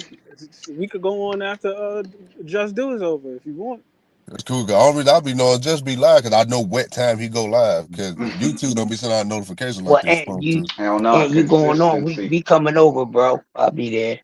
Yeah, Andy, great work, man. Great work, man. I really want to look into because hey Crush, remember what OTB used to be doing, right? Remember how he OTB was was man. down the film? Remember he was getting the little clearances and stuff to break down the film? Mm-hmm. And naturally, that's just his lane. That's something that he do naturally. I just want to Yeah, I know. doing that because that shit was dope to Yeah. see. Really, to have PBC give him the okay to use film footage and break it down and educate the people. I think that's dope. He had a dope. Super dope. That is dope. Yeah. Shout out to OTB. Hope he man. Yo, He be doing the it. fucking make me want to watch the permissions to do that, you ship an email away, Ant, to do that shit. Email PBC and tell them what you're doing with their film. I'm sure they'll let you. I said, shit. I watch boxing film, but Ant taught me like the correct way to watch it. Yes. In Texas, man. Me and Ant watch boxing film the same exact way. You know what I Watching do it for though? the same I got two main methods. Some days I'll throw a fight on. Actually, I got a couple of methods. Like one way is of course the traditional way. You just watch the fight. Then sometimes I'll watch an entire fight in half speed, and then just really like look at everything, every little step, and just think about the small things like the positioning. And then other times I'll go and I'll try to watch for different patterns. Like I'll see the way a guy comes out. Like, all right, is he circling towards the other guy's power hand, or is he going the opposite way, going away from it? Because sometimes you'll see a guy going towards the power hand, which is unconventional. Because the conventional thing to do is to go away from the power hand. But it's like if he's going towards it, okay, he's trying to bait something so he could throw something. That's what I'm looking at like that. Just looking at the little patterns. How do they typically fight? The other thing too is just the technique. There be so many of these guys, man, where they got this reputation based on their talent, but then when you see some of their technique, it's a little shaky at times. You know what I'm saying? Yo, for real. Just a little bit. I ain't gonna lie. I ain't gonna lie. I came to your channel when you did the Benavidez Morrell, hoping that like I might have a little bit of cloud of judgment because Benavidez is my guy, and we watch a film. But as you breaking down the film, this made me feel like, damn, maybe I gave this nigga too much of a shot. Yo, For real. yo, Floss. Prior to going back over both of those guys' fights, personally, and you said something I thought was perfect before too, bro. The narratives. Sometimes we get so caught up in the narratives and these labels that get attached to people. You coming? The labels that get attached to people. You just think that just because this guy is Cuban, that just automatically his skills supposed to be through the roof. But we see he got speed, he got power, but then when you look at certain things, like for example the footwork, his positioning be a little bit be a little bit shaky. And that's what I was saying in the chat earlier, like his inside game, even his inside game, he don't necessarily transition too well when he's on the inside. So he just be throwing punches and smothering. David Benavidez, he knows how to fight on the inside. He knows how to post. He knows how to frame, things like that. He knows how to peel. I'm not saying that David Morrell doesn't know how to do these things, but they're just not a consistent part of his game. If you go and you look at the Kalvin Henderson fight, the fight that he had with Idols, the fight that he had with Hot Rod, he's not as consistent in certain areas. That's little things matter. Shout out to Mike Kirkland real quick. He said, I always enjoyed Rich, the fight historian YouTube channel, because he gives some overlooked past fighters that just do. A happy New Year to you. Oh man, big support. Appreciate you, man. Much love, Mike Kirkland. Happy New Year to everybody rocking in the chat. And my good brothers up on the panel coming to bring the property value. And we ain't never got a box again. Well. I already been getting these back, but now it's time for you to get your just do. Right. Shout out to Mike Kirkland, man. We getting the year started out the right way, y'all. Getting the year. And big shout out to Kyle Coolidge, man. Showing love in the Cash App too, man. Man, sometimes I wonder, like, how many body shots did Ali really throw in his career? Like when I watch this fight, like you rarely ever see any. No, yeah, it's none. Which that I can ever say I remember seeing it. Yeah, I never seen him throw anybody shot. I think I remember only seeing like maybe one. And it looked funny. Yeah. Yeah, maybe like five, 6. Yeah, not too many though, man. Not too many, and that's crazy. That's crazy to win. That's crazy to win all them fights and you don't throw body shots. Yeah, right. Hella jabs. Dead by 1,000 jabs. Bro, and that's what, like, even the fighters nowadays don't use that punch enough. A good jab will beat 90% of these guys today. I fucking promise. Oh yeah, man. They ain't got nothing for a good jab, bro. Can you imagine some of the fighters? Bazooka Cortez. The level of teacher that's out here nowadays is just not. Like people, bro. Like, you know how some people have 1 foot in, 1 foot out as boxers. Some people be posing as trainers and teachers and don't really be that. Facts. And getting the attention of people that got talent and kind of, you know, ruin their careers that way. Like you want to be educated, you want to rock with somebody that know what they doing, man. That could I really wish I would go to shoot the ring in real time. Ain't who he say he is. Man, you got to take losses or something to figure that out, man. Hell no.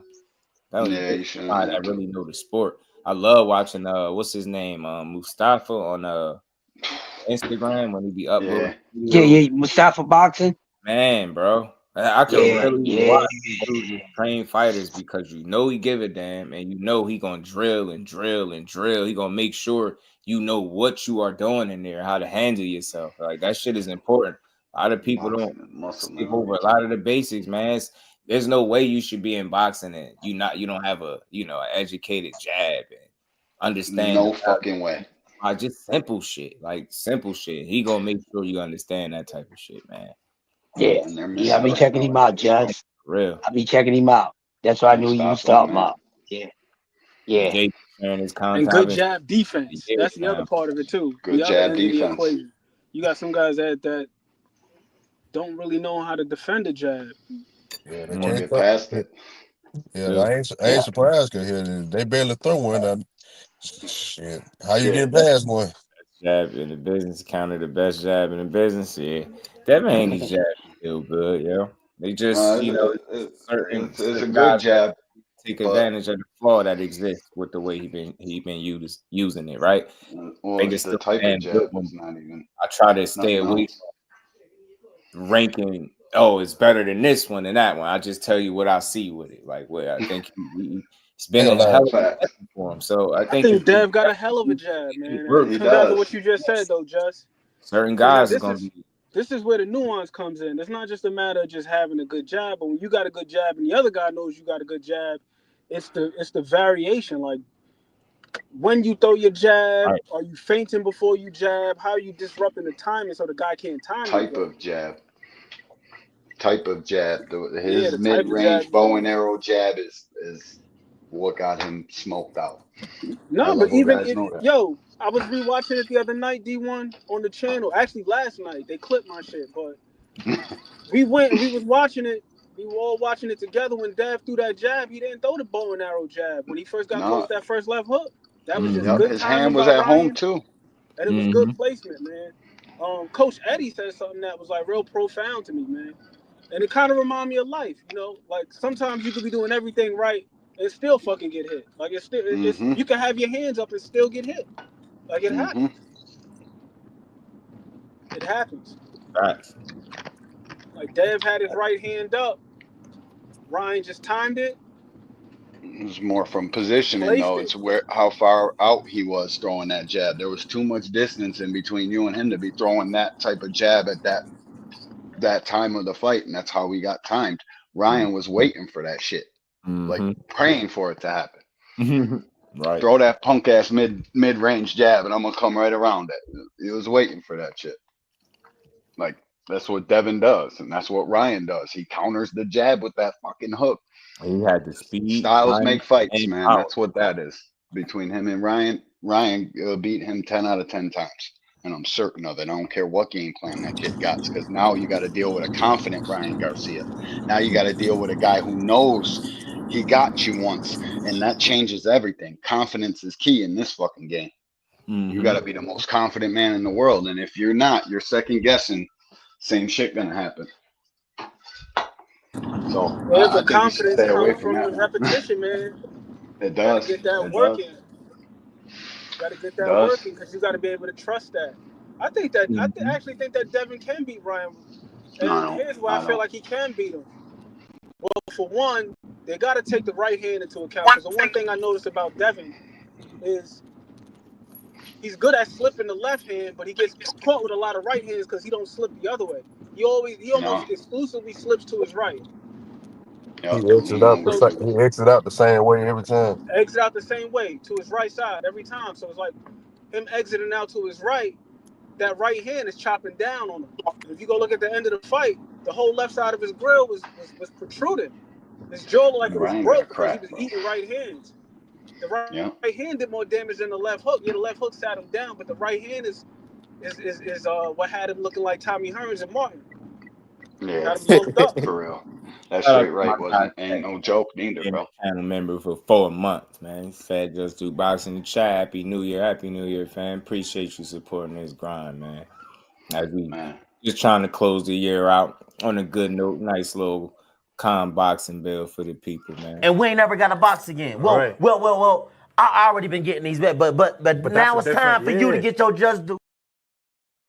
Then looking ready to go, man. It's gonna be fun, yeah. Fun to watch. I can't wait to see. I just hope it live up to what we think about it in our head, right? Hope both guys on that A+ game, and whatever happened after that, I'm cool with as a fight fan. Shit, we gonna win. They're giving us the fight that we said we wanted. That's why I say like I ain't two prime guys who win or lose as much as I do seeing a fight like this. You know what I'm saying? And it's crazy that these accusations coming out. So he got to make sure, he on the up and up and looking sharp for this fight, man. Hey, what's going on, Just Do, man? Man, I think they'll have a good game. What up? What up, man? What up? What up, everybody? What's good, Casino? What up, bro? What up? Hey, if it was to happen, right, who would y'all have, Jaleel Hackett or Devin Haney? Mine's Haney than Devin. Yeah, I think Jaleel dog walks him. Jaleel? But, yeah, well, no, I ain't mad at nobody thinking Devin will box circles around Jaleel. I ain't mad at that, but I just think Jaleel will dog walk him. Yeah, he'll sleep him. Yeah, I I'll don't know say about this, sleep him, but Evan. he'll beat the shit out of him. He'll dog And I walk ain't him. gonna lie, bro. I want that shit to happen. Like I just watched the Jalil interview. Man, I like No that doubt. young bro. I That seen it young too. man. He well Me spoken. too. And you know what I'm saying? He know how to handle himself and everything. Like He he's a do. good personality to add to the. You know what I'm saying? Add to the mix, man. I hope he get a good fight and get on the map. You know what I mean? Mm-hmm. Oh, it's only a matter of time with him, bro. He's coming. Mm-hmm. Yeah. There ain't no doubt. It's on Coach Malachi channel. He was on there. Yeah. Shout out to Coach Malachi. Yeah. I know a lot of people counting him out because of that fight, but I hope it motivated him in the way I'm expecting it to, man, because he gonna prove some people wrong. No, I ain't counting him out. The shit on that man when he lost. I'm staying true to it. I think they took one from him. I think anywhere else, but where they fought, that performance would have won. Had that guy he fought had the same performance he had, landed the punches, pressed the fight like that, there's no way that it gave Jalil a fight moving and holding like that. So you get what I'm saying? So it's like damned if you do, damned if you don't, because typically that kind of fight, bringing it to the guy and it'll favor him, right? But you fighting a guy where he from, and they and again the rounds weren't let me be fair too. They wasn't like you was separating yourself significantly enough in the rounds where they could say that. You know what I'm saying? You was leaving them up for debate. You know what I'm saying? And that just wasn't good. Can't have no like ebbs and flows, nip and tuck kind of fight. Even though it looked like to me he was getting better at the rounds, they still wasn't as clean as what I know he would have liked them to look. And You know what? Needed the jab more, bro. You know what his no doubt. It takes and he said that himself out his mouth. He said he said he got away from the jab. So I believe in him because he know how to look at himself and know how to criticize himself. You know what I'm saying? Like that's a big part. Like in me believing in you as a fighter, I gotta hear that accountability, and then I'm still rocking with you. You know what I'm saying? Yeah, But Jalil's one of my favorites. Always been. I've watched his whole career, man. He's a good you kid. know what his style remind me of? Brian Norman Jr. His shit reminds me of Bernard Hopkins. Fuck up Brian Norman, but Well, now they both remind me of Bernard Hopkins. Then shit. Little bit. Yeah, you know what I mean. see The way they fight in that pocket. You know what I mean? Yeah, they willing to fight, and guys that don't want to fight and box. That's I mean, you're taking a risk just boxing. This shit is about. It's not about the sport of boxing, to say the least, man. You gotta want to fight a little bit. Just me, from my you got the personal right shit. idea. Yeah, you got the right idea about it. That's how it's supposed to be. It ain't never how it's supposed to be. I mean, this shit. No, I'm saying it's supposed to be like what you said. I'm saying I'm agreeing. Yeah, they're supposed to want to fight a little bit, man. I mean, you're supposed to want to fight a lot. Shit. Yeah, for my likings, for what I want to see, I like to see guys fight. Yeah, because if I didn't want to see fights, I would rather watch fencing. You know that sport called fencing? If I want to see jabs all night, I'll watch fencing. Yeah. Yeah, learning experience for him, man. I think he'll get better from it. He got the right team. They'll rebound from it. Better to lose now early, I think, than late anyway, right? Yeah. Be forced to make adjustments, go look at yourself in the mirror, go back to the drawing board. It's more of a learning lesson, man. Ain't like he got embarrassed or dog walked, none of that. He just, you know what I mean? You left too many rounds kind of up in the air, I think, in the eyes of the judges. To me, I still feel like he should have got the nod, but I get it. I get it. Bullshit. It's boxing, but hopefully it'll make him better. Kello was good with it. Jab fest. He got the right mentality and the right people in his corner, and he's got everything good in his corner to take a L early in life, even though it shouldn't have been an L. We all watched that fight. It was 8-4, easy. Like I was even trying to give the other dude more rounds. I watched the fight 5 other times since then. I was trying to give the other guy the rounds, and I couldn't find more than 4. Never. All right. Real shit. Me too. He just was getting outworked, and it was clean. It was evident. It was clean to me. I'm just like, in what universe do you not give him credit for not just being busy? He actually was landing shots and pressing the pace, and that's usually what you guys like. You quote unquote. Yeah, no facts, bro. I'm just you're surprised. 100% right. I'm willing to bet money if I forget the guy name that he was fighting. Yeah, man. He'd have had that. Was his hometown too. He would have got his hand raised. That was the guy's hometown. They would have made the same point I'm making now. He was pressing the fight, outworking a young kid, and he couldn't keep up. But when a young kid do it, it's like, nah, man, he was getting countered. Yeah, he was. Yeah, I believe he felt the pace of the fight for a minute, but it looked like to me he might have took one round off. And I think it was the 9th, 7th. Forget. I One would of the say rounds he clearly looked 7. like he took off for sure and allowed some Buddy to work a little bit. And to his credit, outside of the holding and movement he did do some good work too of his own. So I was like frustrated with the way he was choosing to fight, because I'm like, this would be a highly, entertaining fight if he just wasn't almost fighting in a survival mode kind of deal. And I'm like, yo, there's no way you could be up on the cards fighting this way. And nah, he was pressing the action, jumping in with the hook a little bit too much for my likings. But yeah, he should have won that fight. 10 out of 10 times he won that fight. Shout out to Judah. He said, yo, Morrell can use angles, parallel, perpendicular, and acute angles. Benavidez still gonna punish this kid. He's stupid, bro. I feel the same way. I feel like this is gonna be another fight that David Benavidez get that everybody feel like is 50-50, and he gonna make that shit look just like Boo Boo. He gonna make it it's gonna look just like Caleb Plant. Like, even though Caleb Plant was having some success in the beginning, like, I wasn't never worried, because I be knowing what that shit be like. Man, them punches don't be meaning shit. Like, when you a real monster and you stalk people for a living, like, bro, you gonna have to put some stank on that shit, bro. So I wasn't worried about that. The problem for him was getting gassed, bro. That was the problem. Being gassed. I think Caleb was gassed in the down. That was like open season. And Benavidez made that adjustment instead of waiting for the ref to separate on the clinch. He started fighting out of them joints, and I think shoulder it was a body strikes and shit too. that changed everything. He slapped my boy pretty much. But that's what was gonna happen regardless. I believe even if Caleb Plant didn't gas, like, he was gonna eventually have to start clinching, and that clinching shit ain't gonna work with that nigga. Like, when you know what I'm saying? Like, he ain't gonna let you hold. You started seeing the clinching because of what? What you saying? Because he was tired? You get me? Full tank of gas. I think it's a much different fight, man. Because he was beautifully for the first. He beat him the first 5 went to Caleb. Easy rounds to score. The last 7 went to David, and he won his by much further margin than Caleb won. So you saying he got like why would like I got a theory. I got a theory on why he gassed in 5 rounds. It's because he was fucking scared, like, not scared, but like, the nervous energy, like, that shit drain your energy. Like, getting stalked like that, like that make you tired. Caleb is a snack athlete, and he is shaving tons of weight to fight at 168. That man's 205 all day. Constantly pressing the pace. He moved a lot anyway, so he was getting shit off. He was working and moving. Then you got a guy pressing you. He landing shots to your body. It's a combination of things, man. I just think it's the way Caleb Plant fight. I hear a lot of people say he ain't got no gas. I don't know, man. It do be in shape.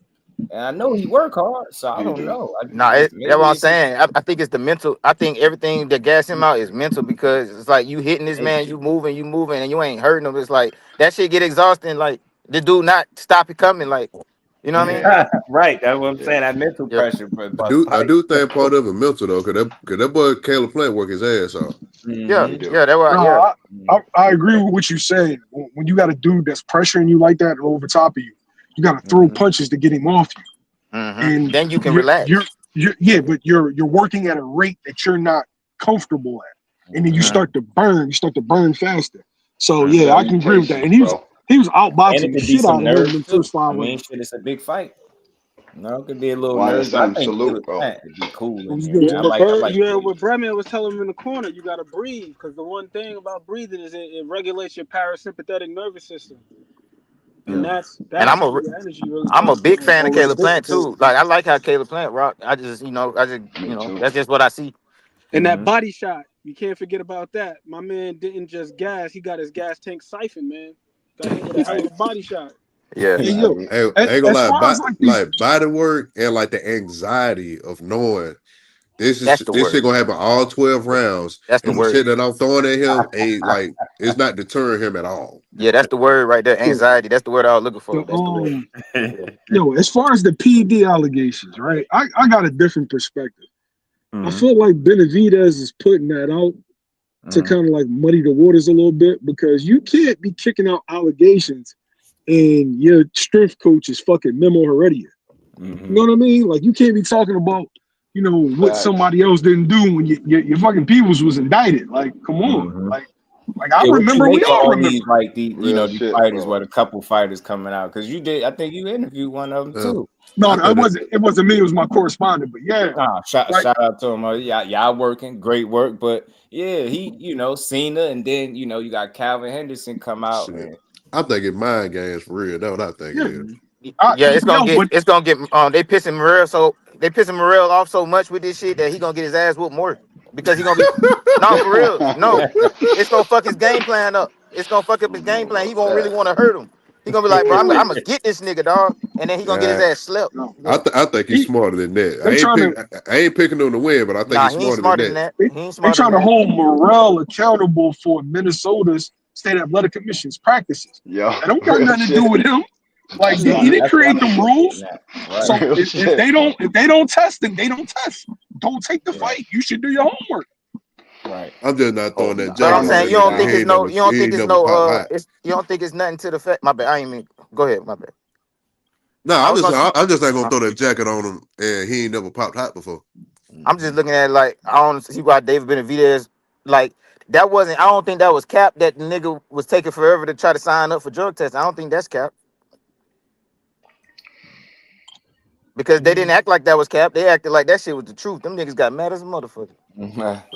They did skip right past it. They ain't say shit about you lying or that ain't nah, true. They ain't say nothing like that. They just got to talk about we've been wanting this fight for years. That ain't what the hell he talking about. Yeah, exactly. But I don't think he dirty though. Like you got to show me that. I'm gonna say it like this, bro. We can look at it both ways yesterday. though. The same way it took you long to sign up for drug testing, the same way I had a contract signed with my name on it to fight you for over 2 years. Yep. Yeah. I mean, at the end of the day, I look at it like this. I don't put nothing past nobody, bro, because we talking millions of dollars, bro. And if you don't think a lot of these dudes is taking some shit, bro, come on, bro. Like, I mean, you gotta put yourself in a nigga's shoes. Like, I'm not putting nothing past nobody. All I'm saying is, bro, you hired Memo Heredia. Yeah. Like you throwing stones when you in the glass house, bro. Oh, for like, sure. You I know think all them, shit. bro, all them niggas, bro. If you working with somebody like that, you probably own it. Yeah. You know who Memo is? You know who I mean, Memo yeah, I know. is? I mean, I heard about him, but it's like another Victor Conte. Another Victor Conte. You know what I'm saying? Yeah, they the same thing, bro. I don't even like to get on this subject because I feel like so many people cheating that it's crazy to talk about it. Because I believe everybody on Snack cheating, but that's a whole nother subject. But you know what I'm saying? But like, don't nobody want to hear that shit because a lot of people, it's so many fighters on that shit. But I feel like if you decide to go to Snack, you ain't a goddamn clean fighter like that. Because why the fuck would you want to go to Snack? You know what I mean? But that's just how that's how I look at it. You got to show me the proof before I just start calling you a cheater. No, I ain't gonna say. That's why I don't even like get on the subject. I feel like we watching a lot of cheaters. Like we just don't fucking know. like it's a fine line between cheating and I think they taking be going hard with the snack, the angles, man. Like the latest one. I know y'all seen some of the stuff I'm saying. Y'all be going crazy on snack. No, because look, bro, you got Snack, then you help start VADA, and then everybody on VADA everybody on Snack test through VADA. So how the fuck you gonna pop? How you gonna pop? Allowed to give fighters bro, come on now, we can't be stupid. We Hey, know bro, VADA don't test anybody's blood. VADA's the collecting agency. Yep. USADA tests the blood. But it goes through them. They touch. No, I'm sorry, it's not USADA. It's WADA. But WADA's they touch the the piss. have labs. But why is it necessary? But why is it necessary for them to touch the piss? Is this a collection agency? Because there's cheaters, You can go directly through WADA. WADA's the one that tests your stuff. But who helped start VADA? Yeah, well, listen, Victor Conte shouldn't be allowed. He should be allowed to catch cheaters, but not give them supplements. That's the conflict of interest. Why do you need to give fighters supplements? I don't get that part of it. It's a touchy subject. I hate even talking about it too. Bro. Exactly. I don't like talking because there's so many people with that snack shit. I don't even. You know what? I just like watching boxing. At the end of the day, it's just shit that you'll probably never be able to prove. So I just leave that shit alone. Yeah, but I just know if I was in the sport, I feel like every nigga on Snack cheating. Nigga. I don't give a fuck. But I'd be with Snack or somebody comparable to him because if they're taking it and it's okay, I want to be taking it too. Let's get it right. All right, so now you just basically said what I was saying out loud. Like that's how everybody would think. Real shit. That's why I don't put nothing past none of these dudes, bro. We talking millions of dollars. Millions of dollars. tens of millions, hundreds of millions at certain I'm still trying to levels. figure out the real benefits of it, for real, because we be throwing it around like these guys are superheroes, like they just walking through shit. But I look at a lot of the guys that are on the snack roster, and Weight most of them cutting. guys ain't really punching super crazy like that. But we Some of know them guys that ain't like the most durable guys. So I'm like, what is the real benefit? Is it just for the to be able to But make the weight? but Like, people be on steroids and get knocked out all the time. It don't mean I think just because Endurance. you juicing don't mean you undefeated. Like, you know what I'm saying? It don't undefeated and juicing ain't the same thing. Like, no, I didn't say undefeated. What I'm saying is some of these guys, they not punching super crazy. Caleb Plant, Endurance somebody and on weight Snap, he cutting always is talking why about I this think. guy gassing out. but that's Gassed out in because the damn Truax fight, gassed out in the fight with Uzcategui. It wasn't just David Benavidez. The Canelo fight, it's like damn near every fight the man looking tired by the second half. And he's on that shit, so it's like how effective is it really? This is what I want to I know. think people misconstrue what Snack actually is, though. You got some people that are just sponsored by Snack, where they wear the shirt and they get money for it. You got some people that actually, partake in his facility and actually use him as a consultant. It's two different things. I feel like they lump everybody. They see somebody with a Snack shirt, oh man, he juicing. It don't work that way. Right. That's advertisement. 100% right. Shit. Right. If No, I'm that's in a the great boxing point, Bill. game, But even still, I'm like, all of these guys, they don't be looking super duper crazy like that. So I'm trying to figure out like how effective is it really, or is it just like it's so tainted It's because on of who it's steroids, bro. associated with? Performance enhancing. Whatever you feel like you need. You know what I mean? yeah, yeah, they whatever using you it. I lack think and we Caleb Plant, got you. since you use Caleb Plant as an example, the reason I think Caleb Plant use it is to make 168. Like somebody Yep. said, that nigga is 205. Bro, the reason Yep. some people use it probably for different reasons. Like some people probably use it to bulk, and then some people use it to strip all they fucking fat down, then make a weight and goddamn, you know what I'm saying? It's just He's a different reasons. supplement guy. Yeah, He's a nutrition guy. He'll give you whatever you're lacking. He takes your blood, figures out what it is you need. Most of the guys come back anemic because then they get a certain pass from VADA to have their shit manipulated. He gives you whatever you need. Snack is dirty as hell. I don't trust any of it, and I never will. I don't give a fuck who fights for and then he gonna hook you up. He gonna put you in this big bubble chamber, talk about elevation, and put you on a gas mask, it. and Yeah, turn you into a fucking breathing goddamn restriction. superhuman. Like, come on, man. The When I shit seen that that gas innate. mask shit, man, I'd be like, man, what the fuck? Like, come on, man. That shit worked to an extent. I mean, I know I'm just talking shit, but at the end of the day, I still don't trust them niggas. Like, Yeah, nah. What I do you don't go to stop Victor hating. for? It ain't sure that fucking breathing I don't apparatus. stop hating on Snack, my boy, man. He getting right. Put that work in, My man. bad.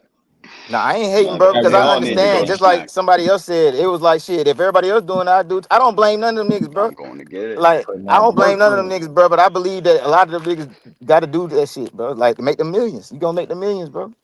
Listen, I don't bro. know. I still think this shit in February gonna be a close knit ass whooping. Yeah. Shit. You said it's gonna be a Yo, close man. knit. A Who close Most y'all knit got? top ass level whooping. boxing It could go matches. either way. Who y'all got? Listen, most. I got I Benavidez. me I got too. Benavidez. Just not I by got much though. Morrell gonna I stop him. got him on points. You got Morrell stopping him. Let's Yeah. go. Man, that'd be crazy as hell. It But would if be. that happens, I then my don't mind theory, it. because this is one of the rare times when I go with the person who don't got the bigger head. So if Morrell beat him, What?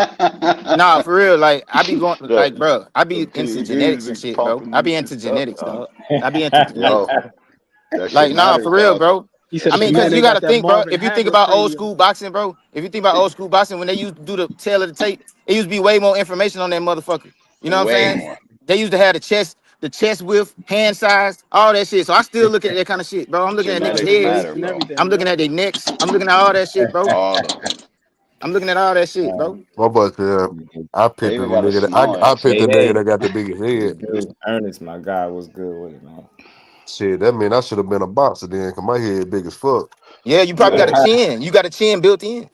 Yeah, you got a built-in fucking.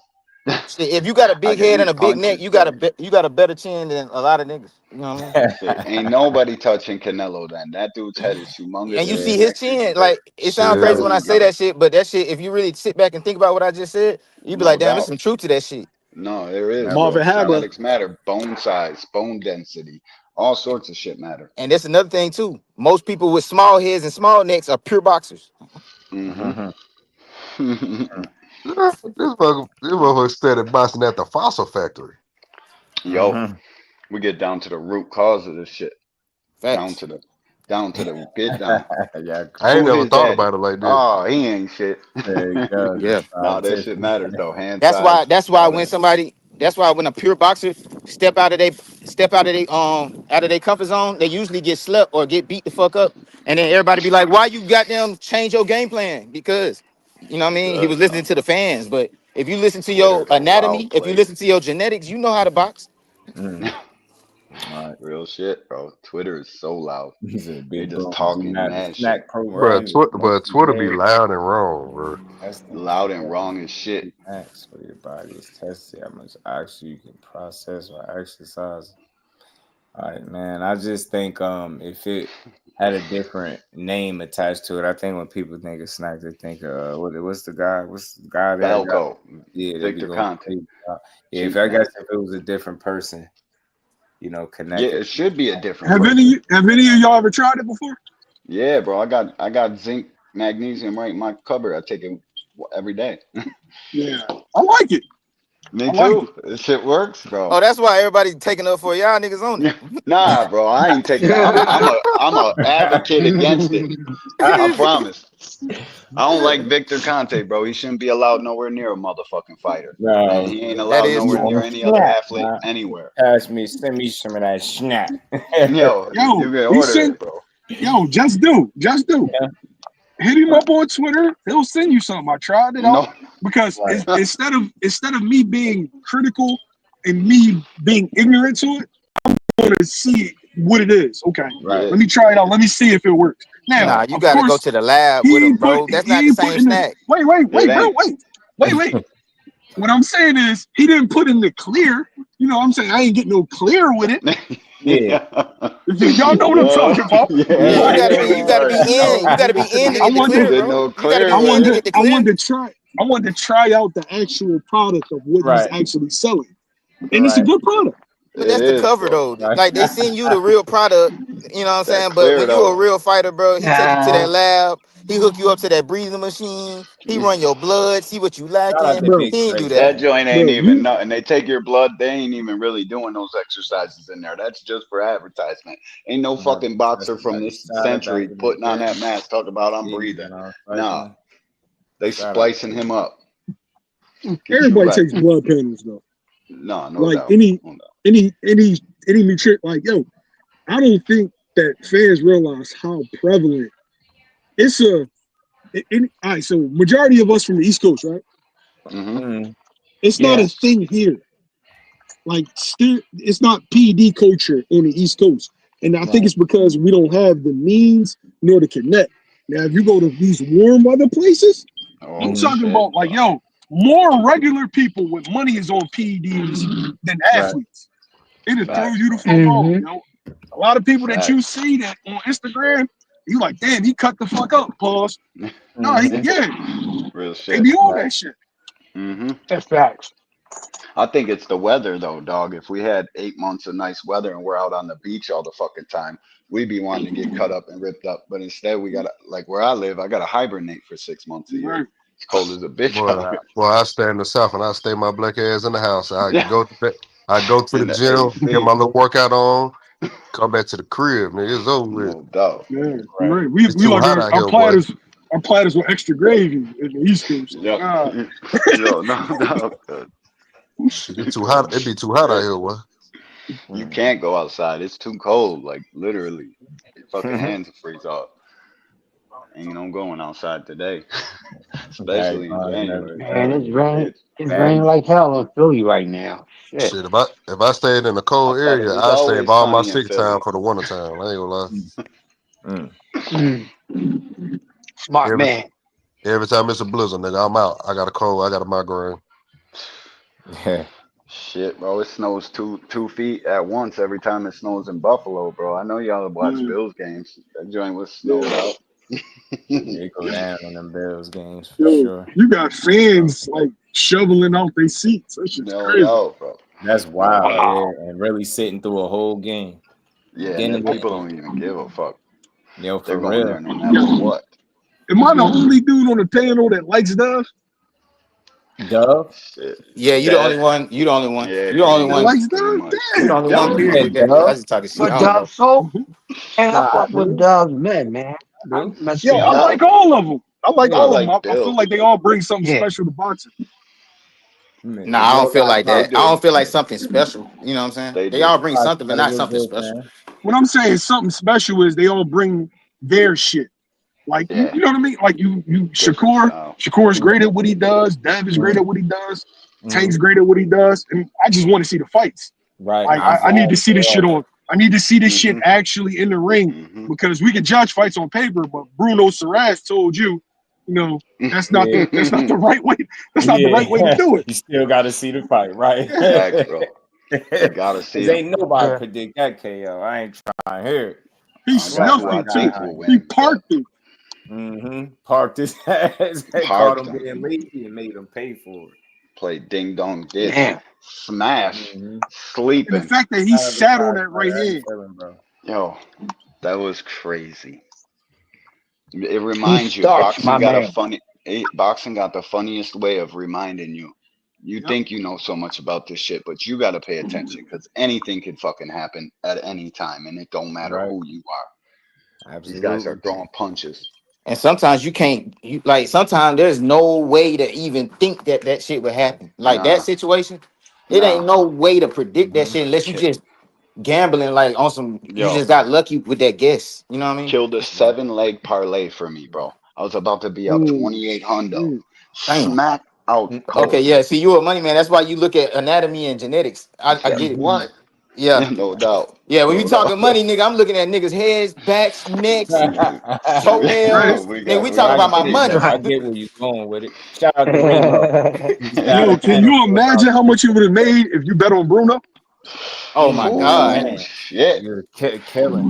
I was surprised. Bruno didn't Oh How even y'all man. feel bet on about Turkey Bruno. playing with the AI judging? Bremo said. Probably What y'all think 28 about stacks. Shit. I'm scared of that. it? I think they're gonna ever really I'm scared of that. really Real shit. implement it and Whoever make it said be that. a factor. Nah, Scary I don't that think they shit. should. I don't think they should. Mhm. I feel like you should keep Bro, the human element into it. Yeah, they facts. trying to replace too many people, bro. Yeah. Yeah, but dude, it's going that way. Listen, in 20 years, you can't tell me it ain't gonna be all I AI just based. seen this movie called Subservient or something like that with this AI.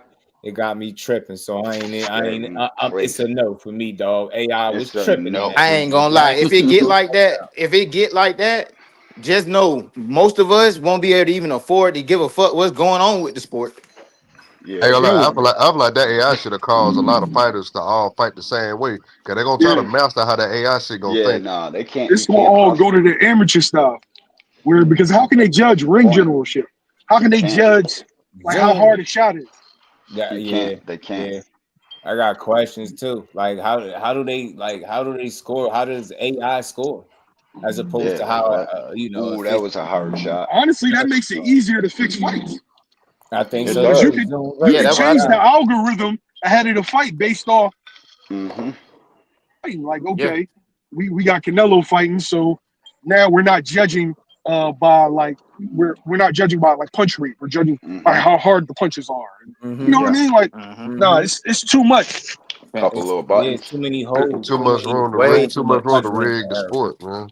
It's And like they he trying to. tried to It's like they downplay finna set us up for the okie you know. doke. It's like they doing this shit on purpose. Like they just easing it on us. Like we finna start bullshitting y'all. Just pay. You know what I'm saying? It's like that. Yeah, people That's one love that that's, AI that's judge one though. thing that Turkey need to keep to itself. Yeah, bro. Use it for reference or some shit. I But I no, we I'd can't rather use have it. more judges than AI judging. Yeah, Exactly. put 5 I judges rather out them. there. I rather them get 4 judges and put one on each corner of the fucking ring. Yeah, give them Yeah, a one on different each vantage corner point. and But y'all one see watching when they showed the you from the TV feed. judges what they see, they can't see, bro. They angles is No, they can't, shit. bro. They They need That's to just put can't. them why niggas in no them judge to tennis the same chairs. They need to angle. put them That's in them crazy. tennis chairs No doubt. Yeah, man, they Volleyball got to do joints. something, bro. or Elevated a seat, something. They skybox. got to figure Put it them in a out. skybox. Yeah, No, you just something, have bro. 5 of them, Something. one on each side, and then one watching the telecast feed. What we're watching at home, And 5 judges tell these guys what the score is at the end of 4, at the end of 8, and let them fight it out after the end of 8. Let them give them a tip off at least of what that round was, what round 4 was, what round 8 was, and then they can have an idea who's winning the fight, bro. Because it's the only sport that they don't know. We don't know. Jordan can't hit a last second shot. I really feel like they should have. I really feel like they should have like monitors and shit in front of them so they can actually see the shit better. That's a good point. Y'all both made good points. Yo, I slick how do I know if I'm down? How do I know if I need to step on the gas? Right. How do I need you gotta know it, bro. In football and basketball, you know, to turn up the intensity to start the hurry up because I'm down. Yeah, we got 2 minutes left. It's time to score a touchdown, and if not, we all go home. Boxing's the only sport. They don't know. They should like playing fight night, man. Every couple rounds, they show you what the score is. Yeah, tell you what it is after 4, tell you what it is after 8, so you know, all right, well, at least I got a reference point. We got to win these last 4. Or, shit, we won after 4, we won after 8, we can kind of box our way out. It gives them a reference point, bro. And 2 more judges, that would end it all. But listen, they don't want to end the corruption. Exactly. That's what people miss about this shit. Of course This ain't they the do. NFL. You're 100% right. They want it. They want the fucking wild card in there. That's why there's so many cards, 117, 111. Like, fuck is you talk? Where was you watching? What fight? Where? They need to be doing more health and wellness checks on these damn judges and referees too, man. After a certain age, they mind going bad after a while. Interview everybody. Yeah, let KB or YSM interview these judges after the fight, and let's see if they still judge them. I ain't gonna lie to you, like after that Benavidez Plant fight, I knew it was time for Kenny to sit down. Yo. Oh yeah, fall asleep for half that fight. I was like, damn, that's kind of out of character for you. Yo. Like, this is real excessive. They got to, bro, and they're old. Like, just let us interview them, add 2 more, and tell them what the fucking score of the game is after 4 and 8, and it will change. It will level the playing fields.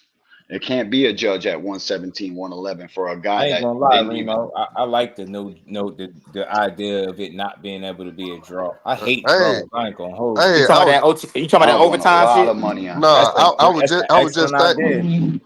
just thinking about that. It is. It really is. I know it's like it's not a traditional practice in boxing, but I think that's something, man. I hate a draw, bro. How many times we done seen one? We like, bro, if they had 1 or 2 more rounds, somebody gonna separate. You know what the draw is to be able to run it back, to be able to get a couple of paydays. Yeah. Yep. Like everything's predicated on viewership and selling tickets. Whether it's pay-per-view viewership or whether it's regular viewership. That's all it's about.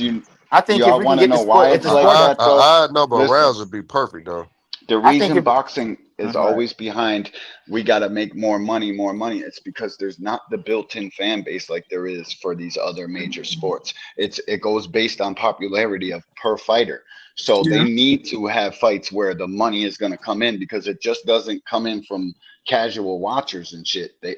We're targeting shit, and that's why there's so much corruption in the sport, bro. Exactly. Yeah, because that's what I was just gonna say. Like, if the sport get more popular, all this shit we asking for will be a no-brainer. It'll be a no-brainer, but they can't afford for the shit to be fair because they can't afford for this money man to lose. Exactly, dog. The money man can't lose. Do y'all know where the A-side, B-side shit came from? Y'all ever hear that story? What, Republicans and Democrats? No, A-side, B-side. You know, the mob used to fix fights back in the day. Yeah. But what happened was the public knew that the mob was fixing fights. So, bro, I'm not going to spend my money if I know you fixing fights. So they stopped betting, in the legal booking, right? So they saw their numbers drop drastically. So they're like, yo, what can we do that we can be able to predict the winner without us fixing the fight? And that's when they came up with A-side, B-side. Picking the ring, the gloves, the weight. You know what I mean? You're stacking it. Like, I'm stacking the deck, but I didn't fix the fight. It's just because he's the draw. Hey, somebody in the chat said this dude named Tim Lawton. He said it should be. He said it's dog. Man, salute to him, man. He said it should be 15-round title fight. That's another thing. Like, I think we can get that shit back if the sport get popular. I think. These guys take a lot of punishment, man. We just gotta have better judges. You don't think we can go get that to back? go to one of them Hall of 15 is a Fames lot, man. and see your favorite fighters. Yeah, And they then, ain't doing well. nah, bro. You think it's the extra 3 rounds doing that? Yeah, dog. Bro, That it's 3 3 rounds rounds. killed it. Think about this. That's Listen, 3 bro. rounds. If you got When you're 10 title tired, fights, that's 30 more rounds. yeah, And you bro. cook. And when you're tired, but listen, if we can just get the first 12 rounds right, we don't have to fight 15. But I hear you. I know, Tim. I That's a don't good mind point too, the though. 15s, That's a but good I point just too, for though. the health of the fighters, we got to just get the 12 right, bro. Add 2 more Also, judges a good and point. let these guys know what time it is, bro. That's where I'm at. Nah, that's fair. And I've That's watched fair. boxing for a long Interview the time. Yeah. damn judge. And you know the thing too about having the 15-round fights. You look at the fights themselves, but you got to think about the preparation. Think about how many more rounds them guys gonna have to do in sparring and How shit much like more that to get money? prepared for a 15-round fight.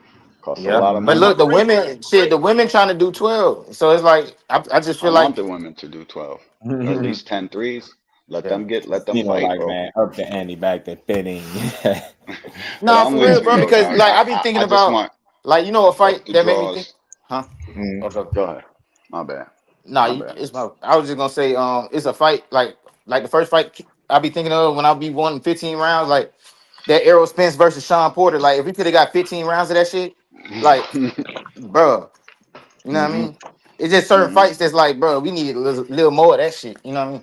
Yeah. Yeah, I Y'all get should it. have ran it Yeah, I back, seen I a bro. get it. few. I seen a few. 13-round Like, damn, championship. man. I This just shit said, over nah. already? Man, give me Yeah, another round exactly. of this, man. And then some Nah, fights you look number, up, right? you like, damn, it's only round 4. It feel like round goddamn 13. Like it Take- But, just, but it's about You the know why I fights. they think couldn't that run it exposed the back though? draws, like YSM was talking about. You know, they want draws, they want extra fights, more money, and that's their way of doing it too. You know There's what I'm not saying? enough Yeah. money in running it back So, with Sean Porter. That's why he didn't get a rematch because Errol Spence was on his run. There's not enough time and money in running this back when Spence is the only guy who brings dollars into the fight, bro. That's where True. the whole A side, B side shit starts to get crazy clouded. Like I wanted them to run it back.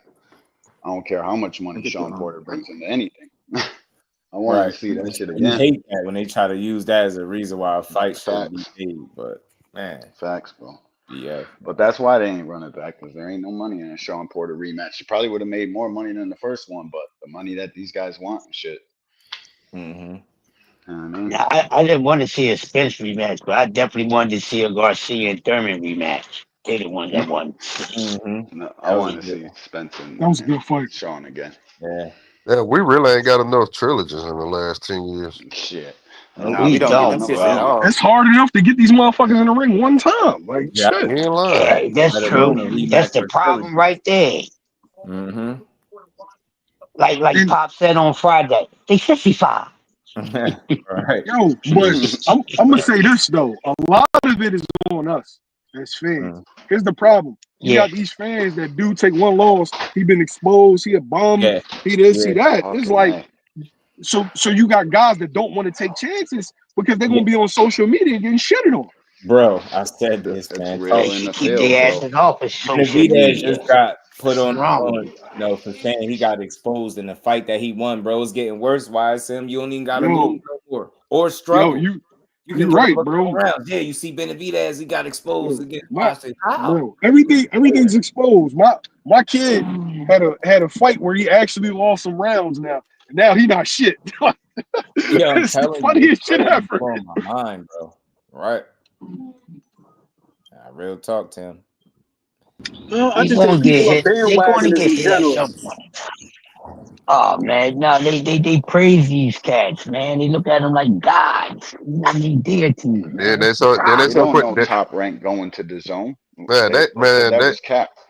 man niggas be so quick to throw fighters away. By the time some of these They fighters do. retire, ain't none of them gonna be legendary. Cause hell, y'all shitting on every opponent they had. Bro, yo, every dude, like everybody's a bum except for like 2 or 3 guys. You never noticed that? It's like, all right, so Ain't that Jalil, a, yeah, yeah. Jalil I'm like, lost, come right? on, it's I simple. like Jalil, I right? But love Jalil. Jalil losing just shows, he need to just go back to the drawing board. You know what I mean? Tighten up some things. Like Yeah. shit happens on the road to a world championship. Every road ain't gonna be fucking clear and rosy. That's not how Ain't it gonna be the works. yellow brick Hey, road, bro. to be honest, bro, I don't even think people do that shit like that. It's just certain fighters. It's like You know what I mean? Like I don't think everybody get rolled off after a loss. No, No, most everybody times, don't. Nah. Everybody don't. but Because I, it also depends on the I player hear too, you how they though. carry themselves after they lose sometimes too. Because there's some guys where I Yeah. just had so much more respect for them after they lost. Like for example, Caleb Plant is one of them. Sonny Yeah, Edwards. Sonny yeah. Edwards, after he Yeah. lost to Bam, he just Errol. kept it a G. Your man was out there with his eyes still swolled up, still doing interviews. Some of these Facts. other guys, they take a loss and they just disappear, man. They let Shit. people run them off. I thought Arrow was gonna be all right, but he still ain't came back. I don't know what the fuck going on. I think that's more. Earl got Yeah. too much going on, man, and too many things happening to Earl, in my opinion. So Yeah, yeah. He gonna but he be had back, his chin yo. up. He held his chin up, bro. He He gonna went be to that back. press conference. His face was fucked up. That shit gave me high Fucking real hopes. one. The fact that he showed Fucking up, I real was like, one. okay, he gonna be Yep. back. But you know, Then you Yeah. got certain guys where they always gonna have a place, man. Like Gabe Rosado. Gabe Rosado, we don't give a fuck how many times Yeah. Gabe Rosado They lose. don't We don't care never. because exactly. he ain't turning down no Yeah. smoke. I think it Yeah, if goes you look down. up Yep. It his goes to your resume, standards, a though. lot of Some of names. these fans have standards for these fighters that's unrealistic. You think Yeah, everybody gonna go Yeah. undefeated? I talk about that yeah, all the time. That shit don't happen. no, Like, Nah. yo, no. Ali, Ray Robinson, it don't happen. Ray Leonard, it don't happen a lot, yo. Yeah, it No. don't. It don't. Just the It last don't. great win undefeated. It's You So only a gotta find a way handful to. of for a while. fighters that retire undefeated. People only a handful, about Yeah, you what, Yeah. gotta five, appreciate the between Literally. fighter 5 and after the 7 loss. at the most in I, boxing history. So y'all got to relax. we be And they throwing be acting every like they won fighter every we fight can that they had. I fight. lost Yeah. every damn Talk fight they had. Right.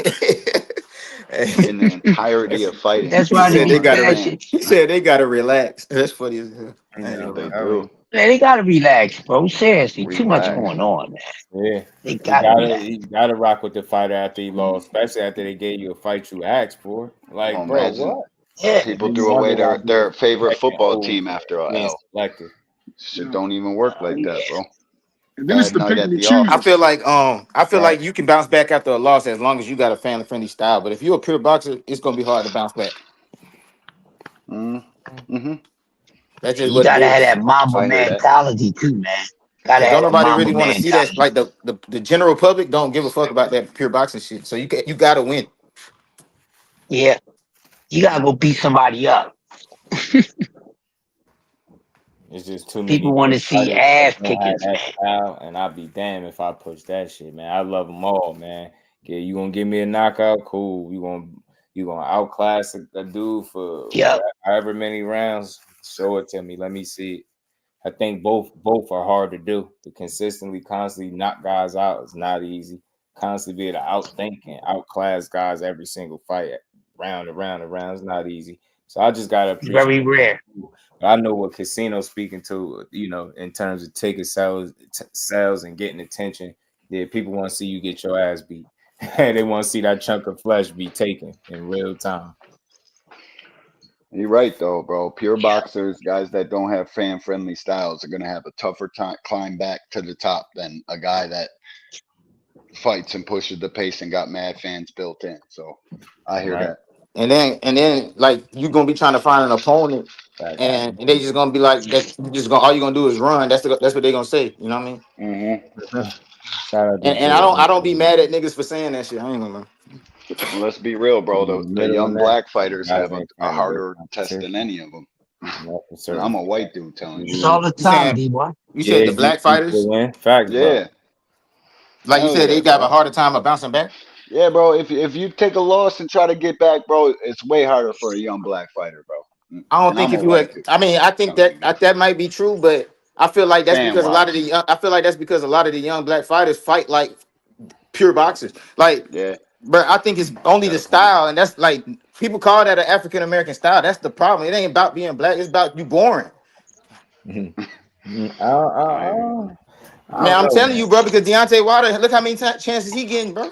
I don't want to hear that shit. You know why Yeah, I but don't really that's buy what into the the boring shit? Because they call Ward boring, Floyd boring. Like, just say you don't yeah, like the Floyd style, is but I don't boring. think that shit is Crazy. boring when you can outclass and outthink a motherfucker. Crazy. No, I'm I talking think about the you really general trying to public. The general outlook. public think that shit Yeah, boring. yeah.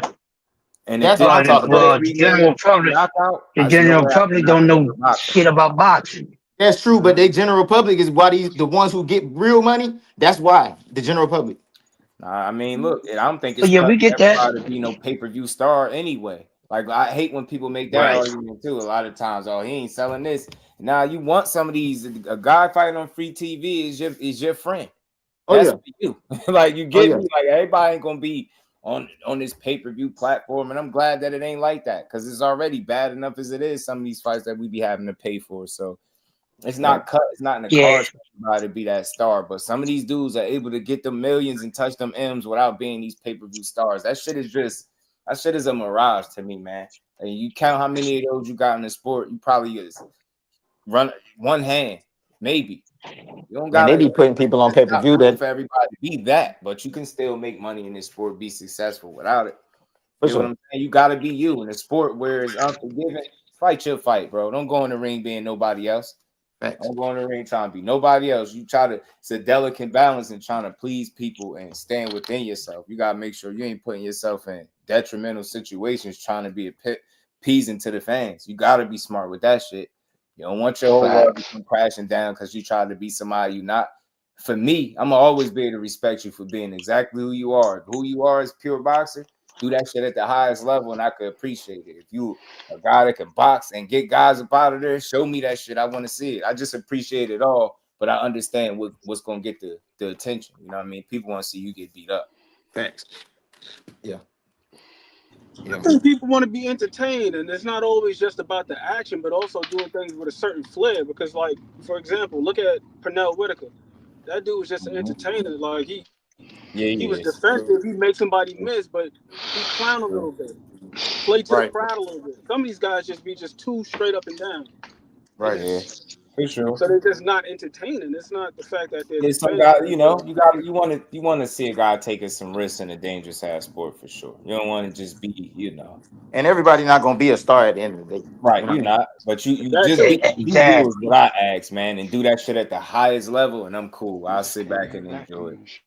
Salute to Tevin Farmer. Yeah, man. He gave Berman more tough ass fight. Yeah. And then turned around, gave Zepeda a tough ass fight. But yeah, he getting opportunities. You see what I'm saying? Like, it ain't about that shit. Yeah. Cambos is another one, man. Shout out to the boxing. Boxing ain't as bad as we be thinking it is, bro. Like, when I be sitting back, bro, like, I'm happy as fuck with what's going on. Like, I feel like the best have been fighting the best for the most part. Everything. It's happening, man. We just choosing. You just choosing to focus on the what's good with boxing instead of what's wrong with it, and that's what I could appreciate. Because we'll be here all day complaining about what's wrong with it. I like to highlight what's actually happening and what we enjoying. And look, like, bro, I love this shit, man. And I'm younger than a lot of the like boxing fans that I run into on YouTube. So they seen other generations of fighters that I ain't seen, bro. So when everybody be talking all that shit, bro, I be like, bro, this is all I got, bro. I didn't see that shit. I ain't see that shit, dog. Talk to my guy. Man. Yeah. Well, no, back in my day, well, we ain't in your day, man. We enjoy this for real, right man. now. You know what I mean? Niggas talking about Sugar Ray Morrell, and Sugar Ray Leonard and shit. Showing you that it's getting back. But damn, bro. Hey, wait a minute, please. Don't do that to my era like that, man. I get what you're saying. Some people from my era, they stuck in time, bro. But don't take it out on the ones that's not. I ain't like that, bro. Y'all be making us feel like our shit just trash, nigga. No, but you know what? Now these new boxers, well, man, and then if y'all think our era is trash, then you got that right to feel that way. I don't even think that. No, I'm just saying. I'm just hypothetical. Because some of the cats of your era do feel that way. I got to kick the young boys' ass around here every day when I come out the door. They want to talk that bullshit. You know what I mean? And I'm like, God damn, young boy, you can learn a whole lot from me, man. I'm on your side. You just don't know what you're talking about. You talk about what you talk about, but you don't know what you're talking about. Bro, you from Baltimore, bro? I'm from Philly, bro. I'm from Philly. Oh, you sound just like Coach Squeeze, bro. They all different. The young hey man, that might be my long lost relative, man. I like Squeeze, man. Shout out to Smoothie King, man. I thought that's what I was talking about. That shit's crazy. Yeah. Man, this has been a dope build. Shout out to everybody coming up here to rock with your boy, man. I hope all y'all appreciate it, here in safely and enjoy it, man. Aunt McQueen, you jumping on? Probably about I know we another having a JBT 25 joint. minutes or so. For sure. And the About a JBT half an live hour, will be at Ed. 11 And o'clock. Happy New Year to everybody, man. Yeah, I'm No gonna doubt. flash the Year to bat signal. Yeah, everybody. happy New Year to everybody, man. All right, man. Nope, building the books, man. Peace and 2025 blessings. the right way. We getting David and David in the first quarter. You getting Tank and David in the first quarter. I think it's gonna continue from Yeah. there as well, man. You getting fights early, so it's already off to a good start, I would say, with a lot more coming. I think you got guys coming back in the mix. I want to see both Charlo brothers back in the ring. I want to see Andre back in the ring. We're gonna have to revisit this Fight Hub interview, y'all, and because he touched on some things that I think fight fans be needing to hear. He went through some shit. That dude lost his mom, almost lost a brother, all types of shit, and still had that fight. Yeah. Benavidez, multiple injuries, cut, still went and took the fight and got through it and dominated. Pretty much, like, got to get these dudes more credit. They're humans. They go through shit, and they put all that shit to the side to try to go in there and get that bag and give us a good night of boxing, man. That's why I always come from. Much harder than a football player and a basketball player combined. Give these guys a break. Shout out to you, Justin. Thanks for having me, bro. Telling always, bro. Thanks, Shout out to D1. Shout out to Crush, my God, Flossie. He said, Angry White Man, Fridays, 10 p.m. Mike, and appreciate that support. I'll say to you, bro. Flossie, good talking to you. I ain't heard from you in a minute, man. Before we go, I got a question for Flossie. Sure. What you feeling about the Undisputed? Because you was one of the very first guys that was on here testing it. What you say is that now? Flossie, you there? He on mute. He probably didn't hear me. But yeah, he's one of the first guys I know that was playing around with it. And I was following him for a minute when he was keeping us up on it, man. And I'm about to grab it. I didn't grab it yet. Yeah, I heard it had some bugs, but it was decent. And they still working shit out, updates and little stuff. So people rocking it, people playing it live, streaming it and all that. So they liking it. And I think, truth be told, I think we've been starved of a boxing game so long that when we finally got something, you just all over. I think it still can get better. I really do. Because we about to be in 2025, bro. We ain't trying to hear about no bugs. Yo, fix these damn games. You know how much these games cost just to keep playing them? Yeah. Enjoy them fully. You got to spend money. Man. They be getting hundreds. They be getting hundreds out of us, man. Add on this, add on that. They be you have some busting out downloadable pockets, content man. that costs more than the whole damn game. You like what, bro? What? Yeah. $100 downloadable content. My ass just gonna stay there. I'm never purchasing it. What are you talking about? I'm gonna buy a bundle that costs more than the actual game. It's crazy.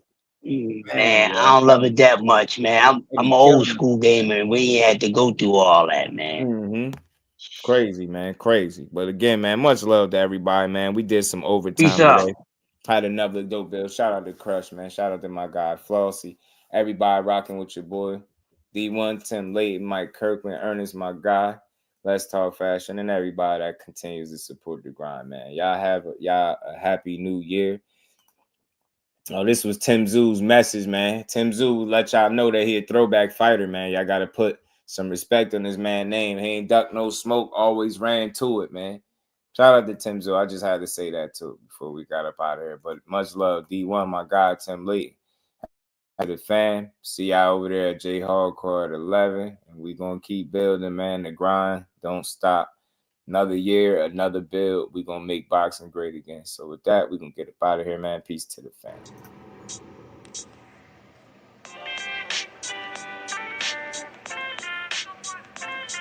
Yo, you know the deal. We back again. We never slacking. Word 'em up. Ladies and guys, whether if you drunk or you high, it's time to pay respects to the illest man alive. If you think you got a point, he'll shrink you down to size. And from there it's downhill like a slinky or a slide. Open your eyes, got a deep connection with the rise, so you might see them jump in whenever they go live. Peep it, this channel blowing up now, it's not a secret. With tons of exclusive interviews to listen to. Them other channels I hate, but yo, they missing clues. They start narratives, sip the goose and twist the truth. It don't take a rocket scientist to get the proof. Just click the live live at 4 p.m. Eastern time. But when you chime in, make sure you keep it kind. But if cowards want to debate, then it's feasting time. My man Jusdu shine busy all the time. Grind 24/7, 365. Videos he might have 365. My rhyme's sick, they make you do a 365. You get a rich if you think you fit to survive. It's Jusdueboxing, time to click the live. Ain't no beginners, if you soft, you ain't down to ride. I crush you, respect too, it's Jusdu. He got the illest boxing show on the internet. The boy been a threat and he ain't even had dinner yet. Word him up. Yeah. You know what time it is.